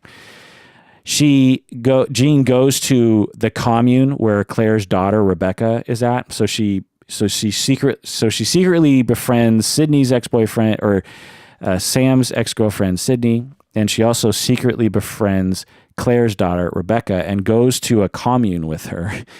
Commune in a loose sense, but that kind of thing. Jean suddenly brings Claire to yoga without talking about it first. She just says in session, "Let's go to yoga." And again, they don't talk about confidentiality or anything like that, and basically forces the mom to go to yoga. Not to say that yoga isn't a good thing, but it puts the client in a weird position, because what if the client doesn't want to go to yoga? Or what if the client doesn't want you to go to yoga with them? And so there's all that. And actually in the yoga session, it's portrayed that Jean basically wanted to go to yoga herself, not for the client. And in this moment, I wrote in my notes that Jean is a terrible person. Also, regarding Jean's ethics, she brings Allison to her secret apartment and lets her stay there. Again, more of that savior complex. Allison's mom arrives at the office. So later in the season, Jean is sitting there, and Allison's mom, whom she's never met before and doesn't have, I'm presuming, a release of information to talk with Allison. And Jean meets with Allison's mom in her office. So the proper protocol here, as a therapist, if your client's mother shows up to your office, the thing you need to do is say, "I'm sorry, I can't talk with you. If you want me to talk with you, I need a release of information to be signed, and here's the form. And if you would like, you could go find this person in your family, have them sign this form, and then give it to me, and then we can talk. But until then, I can't talk with you about anything. I can't even reveal to you that I know who you're talking about. But here's the form, and if you want to go to that person, then do it. I'm very sorry that I have to be this way, but that's how things are. That's ethics. That's the ethical codes, and that's even sort of the law. And that's what you do. But that's not what Jean did. What she did instead was she said, "Sure, come on in my office." And they sit down, and Jean tells her that, "Yes, Allison is my client." So right there, she's revealed patient health information that she's not supposed to reveal. And then Jean also says, "By law, I can't reveal anything." And I'm thinking, when I watched that, I was like, well, too late. You already revealed one of the central things that you're supposed to keep confidential, which is the fact that you're Allison's therapist. You've already revealed that. And then she follows that up with it, "But by law, I can't reveal anything." And then Jean goes on to reveal all sorts of personal details about Allison's life, and which is terribly unethical and harmful to Allison. And then Jean promises the mom that she will make Allison contact her mom. So Jean says, "I promise you, Allison will contact you. I will make Allison contact you because you're worried about her," and da-da-da-da. And in this moment, again, it's very consistent with Jean's behavior in that she wants to save everyone. She wants everyone to be happy and not upset. She feels like she can control and manipulate anybody. And she's a terrible therapist. There's another moment where Jean forges a letter to her client Claire from Rebecca. So Claire, the mother client, is coming to therapy and is like sad that her daughter is distancing herself from her. And she's like, "I'm so sad that my daughter is distancing from me." And so Jean forges a letter from Rebecca to Claire. And it's like, "I'm sorry about how I've been treating you, and I love you, and you just have to give me some time," and this kind of stuff. And I'm just thinking, how dumb are you as a person to believe that you're going to get away with this? I mean, at some point, the mom is going to say, "Thank you for that letter." And Rebecca, the daughter's going to be like, "What letter? I didn't write you a letter." And then they're going to be like, "Wait, so who wrote this letter?" And then things are going to, start pointing back to you, idiot. So what are you doing? Jean, so again, this typifies, I think, one of the main problems with Jean's approach to therapy. Claire has legitimate sadness and legitimate pain from distance from her daughter. And that is sad. And there is grief about that, and there are feelings about that, and there's pain about that, and there's a messy process to that.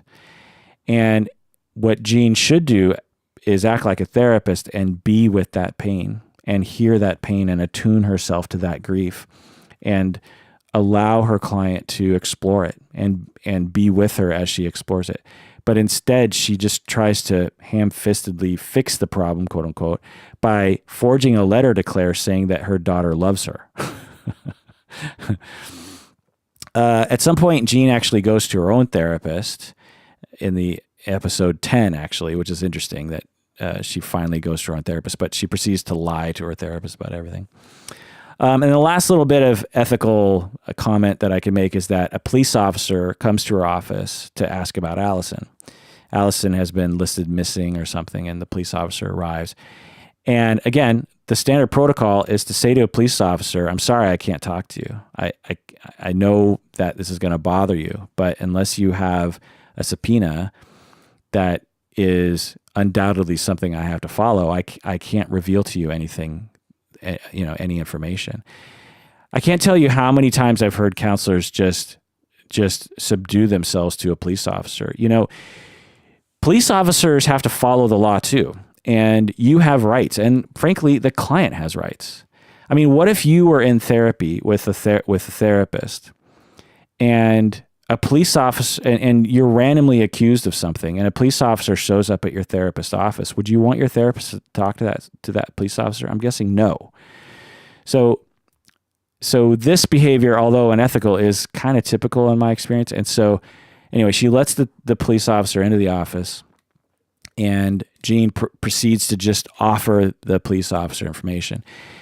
And he asks for the session notes, and she just gives it to him, even though he doesn't have a subpoena or a right to these session notes at all. Now, at this point, she's happy to hand them over because she's actually doctored all the notes to cover her ass, and so she's happy about it.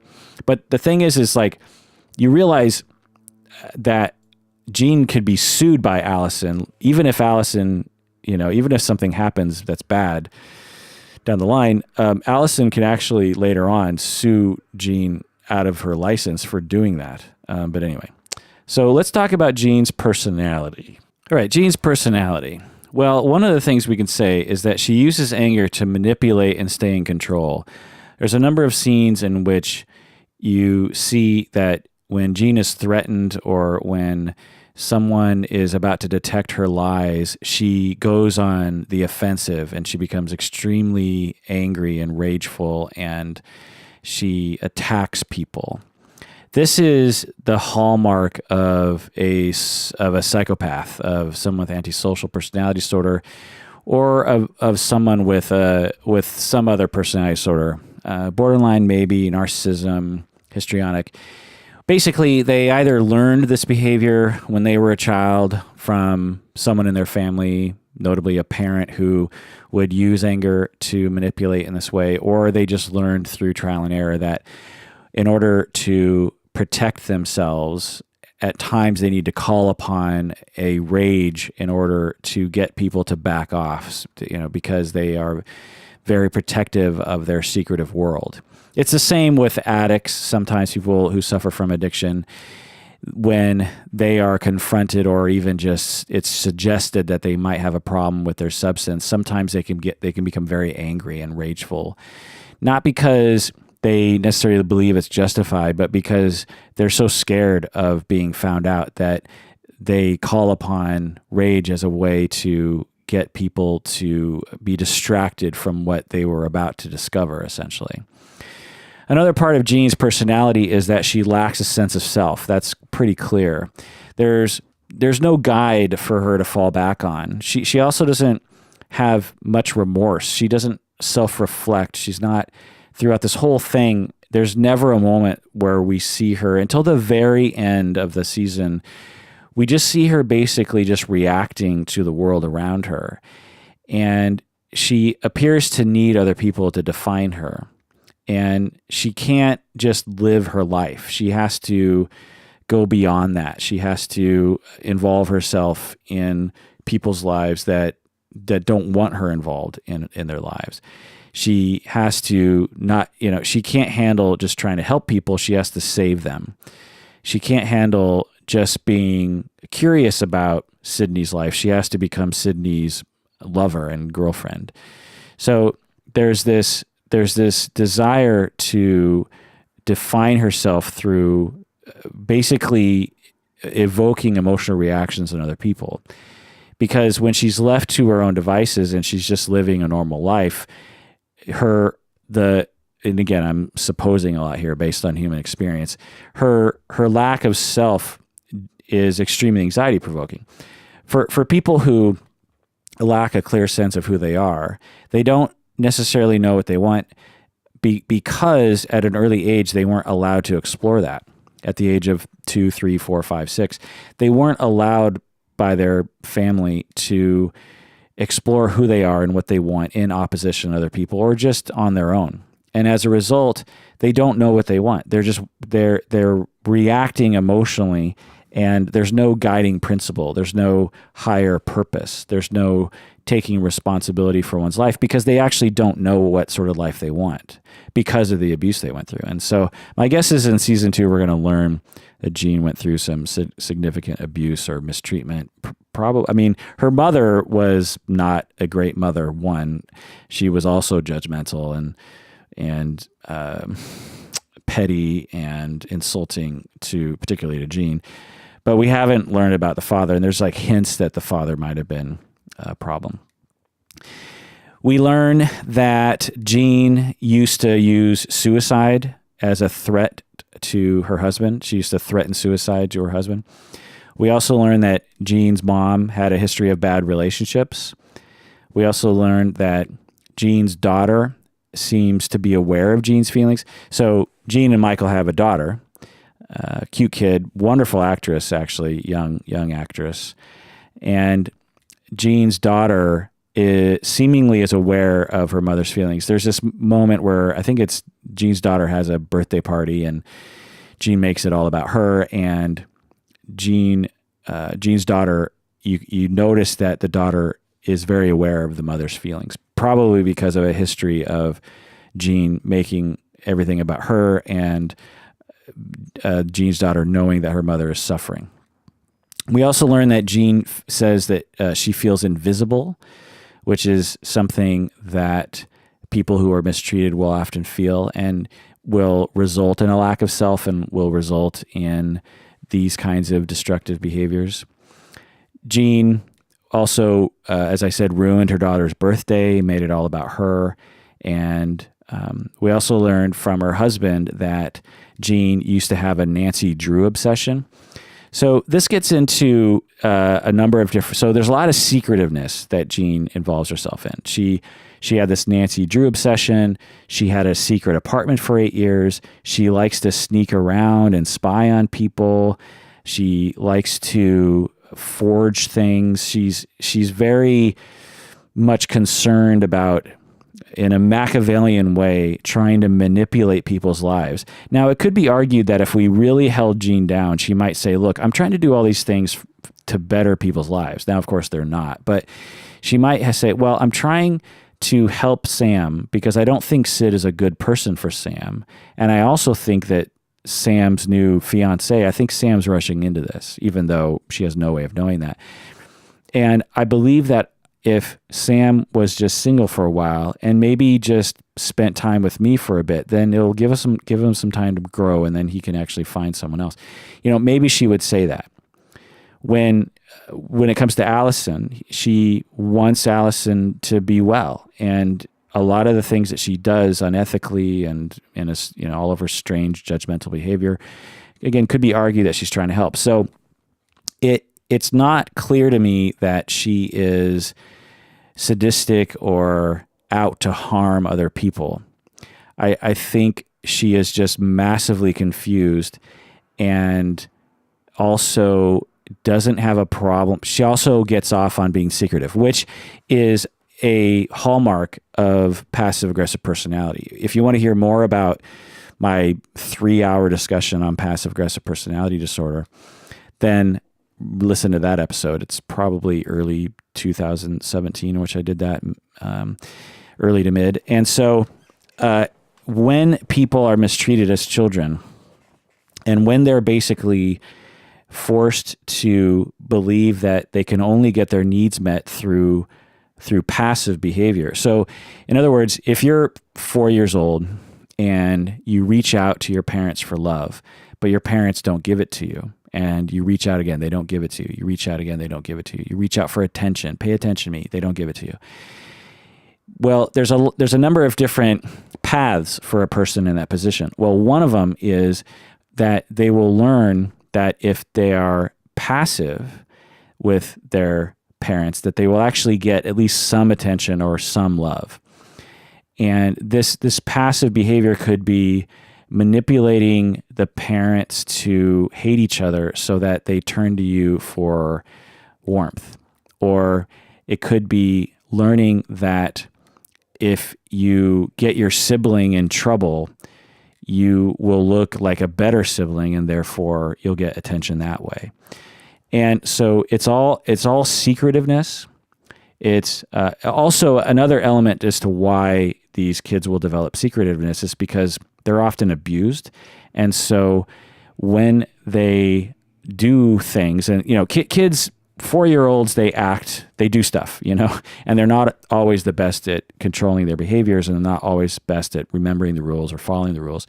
And so when a kid breaks a rule, the way they react to breaking the rule really depends on their track record with their parents. If the parents are mostly good, the kid might lie a little bit, but they eventually admit it, or they might just admit it right up front. And the reason for that is because they trust the parents will handle it well, that they will be fair to them.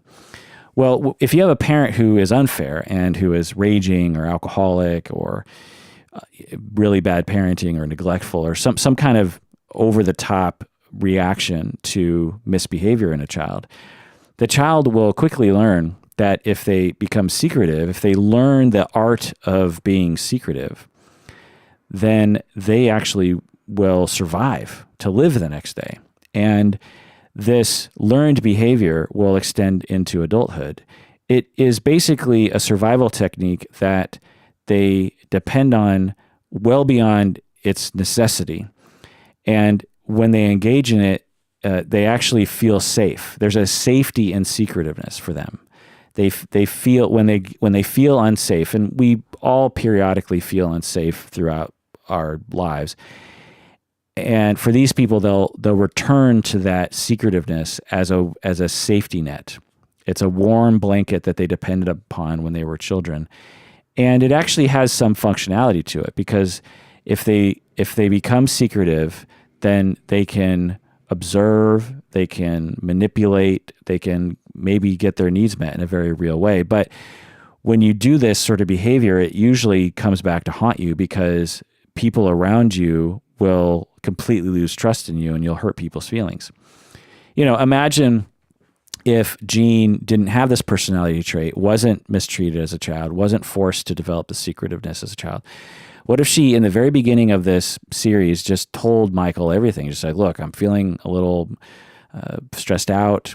My job is, I think I might be doing some bad things at my job. I have this secret apartment I just want to tell you about. And I have this crush on this girl. They could have solved a lot of things, is the point. It wouldn't have solved everything, but it would have solved a lot. And a lot of Michael's reaction at the end of this season and his hurt and his anger is because she kept so many things secret, and he finally realizes it. He sees the tip of the iceberg, and he's like, here we go again. Here you go playing this game again. And so it's very hurtful to be around that. Now, Jean isn't purposely trying to go out to hurt Michael, and she's not sadistic in that way. She's not like, haha, look at me, I'm going to hurt Michael's feelings. In a lot of ways, it seems as though the writers are trying to tell us that Jean really loves Michael and really depends on Michael and really wants to be with Michael. As the season progressed, it looked like she wasn't in love with Michael and was really in love with Sydney, but then toward the end of the season, it started to feel like that she really loved Michael and was only using Sydney to get at Sam.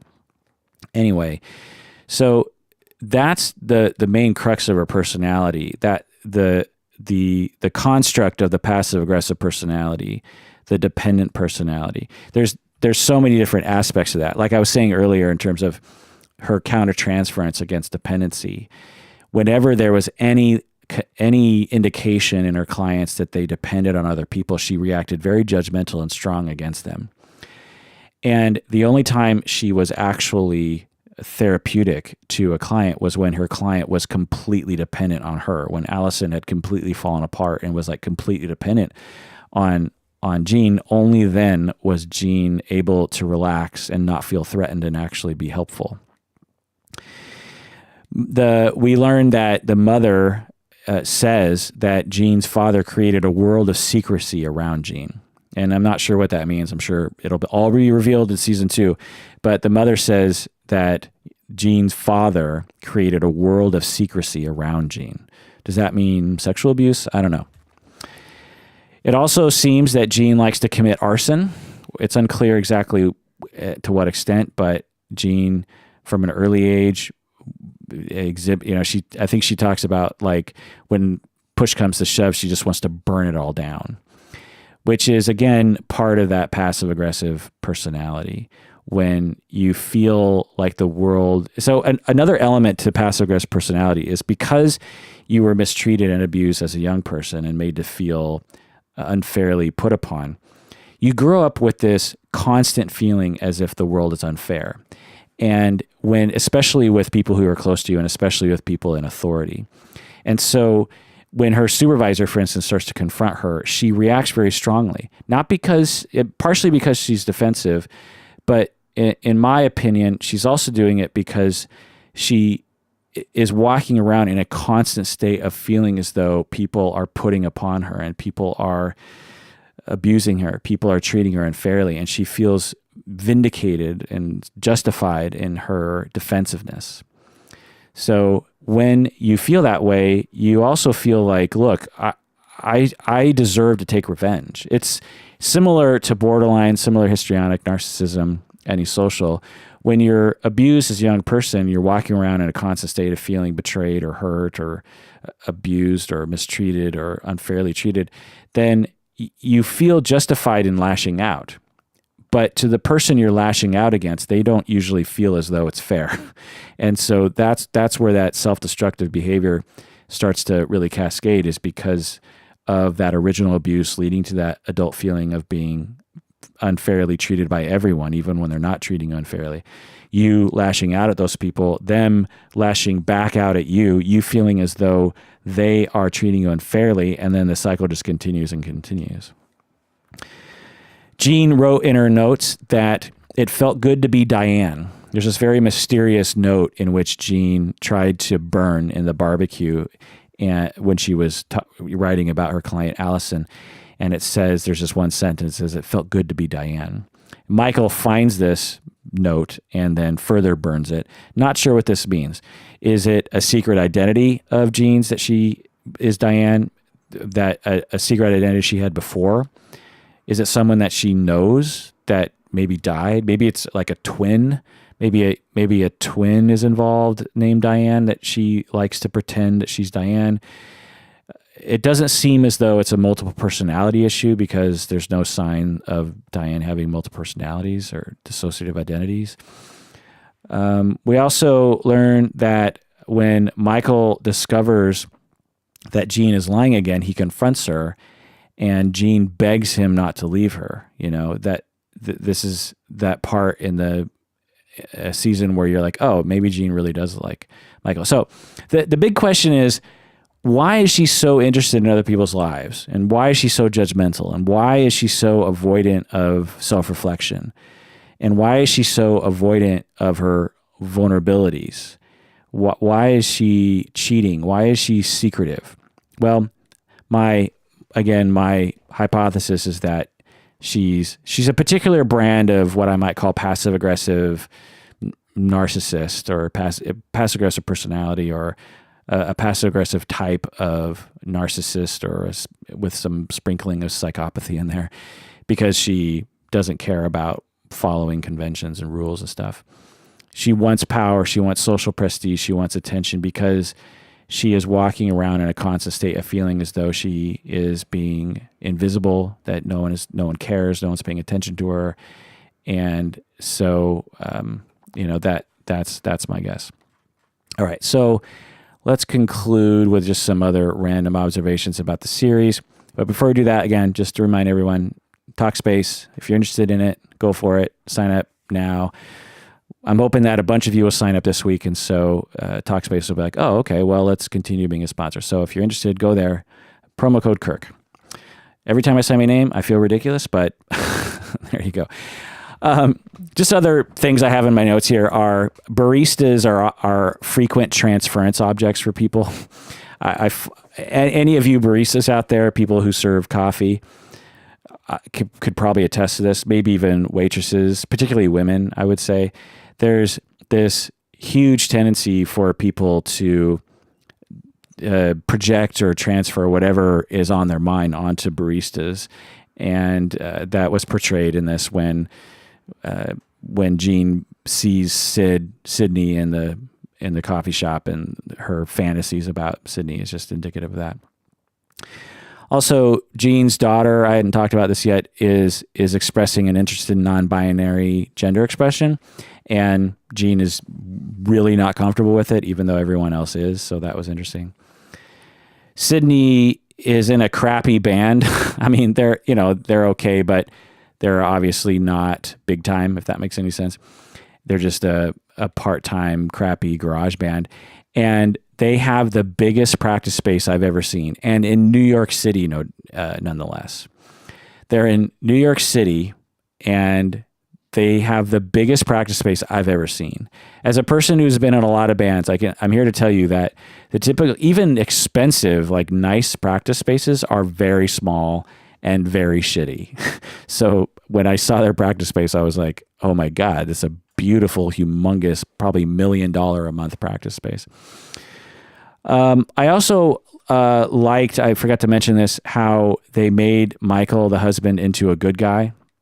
They could have easily made Michael into a jerk to justify all of Jean's behavior, but they really kept Michael in this good light. Not a perfect light, because he almost cheated on Jean, and in a way kind of did. But Michael, the husband, is a very sympathetic character. In a lot of ways, he's actually a saint for putting up with Jean over the years. And so I liked that part of their writing. I also loved the way they used a cell phone as a plot device. It's kind of a rare thing. It's popping up more and more, but whenever I'm watching a contemporary movie or TV show, I'm always thinking, where's the cell phones? Because that's where, whenever you're, especially movies where there's, thriller aspects or dramatic aspects, a lot of things happen over the phone. Texting, emailing, Snapchatting, Facebooking, calling people. That's where a lot of the communication happens. When I have couples, they will have huge fights over particular text chains that they've had back and forth. It's a very common thing, particularly with younger people. And I'm not talking like young, I'm talking like, below 50 kind of people. And so the fact that in this TV show, the cell phone was a central feature in a lot of the goings-ons, again, particularly of the younger characters, I thought was really great. I think that writers often avoid it because it seems, I don't know, too contemporary or not sexy enough, or it's hard to portray a phone in movies and TV because it's a small, tiny little screen. I also like the fact that Sydney's screen was cracked, the way that young people, because they don't have a lot of money, will often have to suffer through a cracked screen for months at a time. So I thought that was very accurate. I also, another thing related to the practice space was all of their homes were way too nice for their income. Sid's place, Sam's place, even Jean and Michael's place was probably too expensive for their income. It's hard to know what Michael's income was. It's pretty easy to guess at what Jean's income was, but at least Sid and Sam's place were, these beautiful places that were probably millions of dollars if you actually looked at them on the market. But that's a common problem with a lot of TV shows. Her progress notes are really long, and she hand writes them, which isn't a bad thing. It wastes a lot of time, in my opinion. Her notes were long. She would spend, I'm guessing, 10 to 20 minutes handwriting each progress note. And when you have 30 clients a week, that's, that can add up. And so, it's just noteworthy. I was thinking that the show might appeal to soccer moms and soccer dads who want to return to their youths and go to cool clubs and make out with young, beautiful people. It felt like that for a while. It felt like this was written to appeal to married people with children who wanted their youth back. It seemed to have that theme in it. I was also wondering as the show progressed if the show was phobic about gay male sex. It was obviously not the focus of the show, but there was just a lot of female sexuality in the show, which, is fine, of course. But I wonder how people will react to that. I didn't feel anything as I was watching it. I didn't feel any disdain for any of that theme, but I wonder if gay men, if they were to watch this, if they're just like, why are we always being left out? Why is women on women's sex so easily portrayed in a popular show, whereas men on men's sex is so avoided? I don't know. I don't know if that's how people would feel, but also, there's a couple. So two last things. One is the theme song is Gypsy but it's re-recorded by Stevie Nicks. So Gypsy by Fleetwood Mac, one of my favorite songs of all time. Actually, I love that song, especially the ending. In fact, I'm a songwriter myself, and the ending of that song, there's this celebratory guitar part played by Buckingham, and that's his name, right? Lindsey Buckingham. And it is one of the most glorious guitar parts of all time, and I have always loved that transition to that part, and have always tried to recreate. I've tried to recreate that sort of thing in a lot of the songs that I've written. But anyway, Stevie Nicks re-recorded it for this episode, and it's just that typical. There's this very trendy thing now where you take an old song and you slow it way down and you make it darker and you make it mysterious.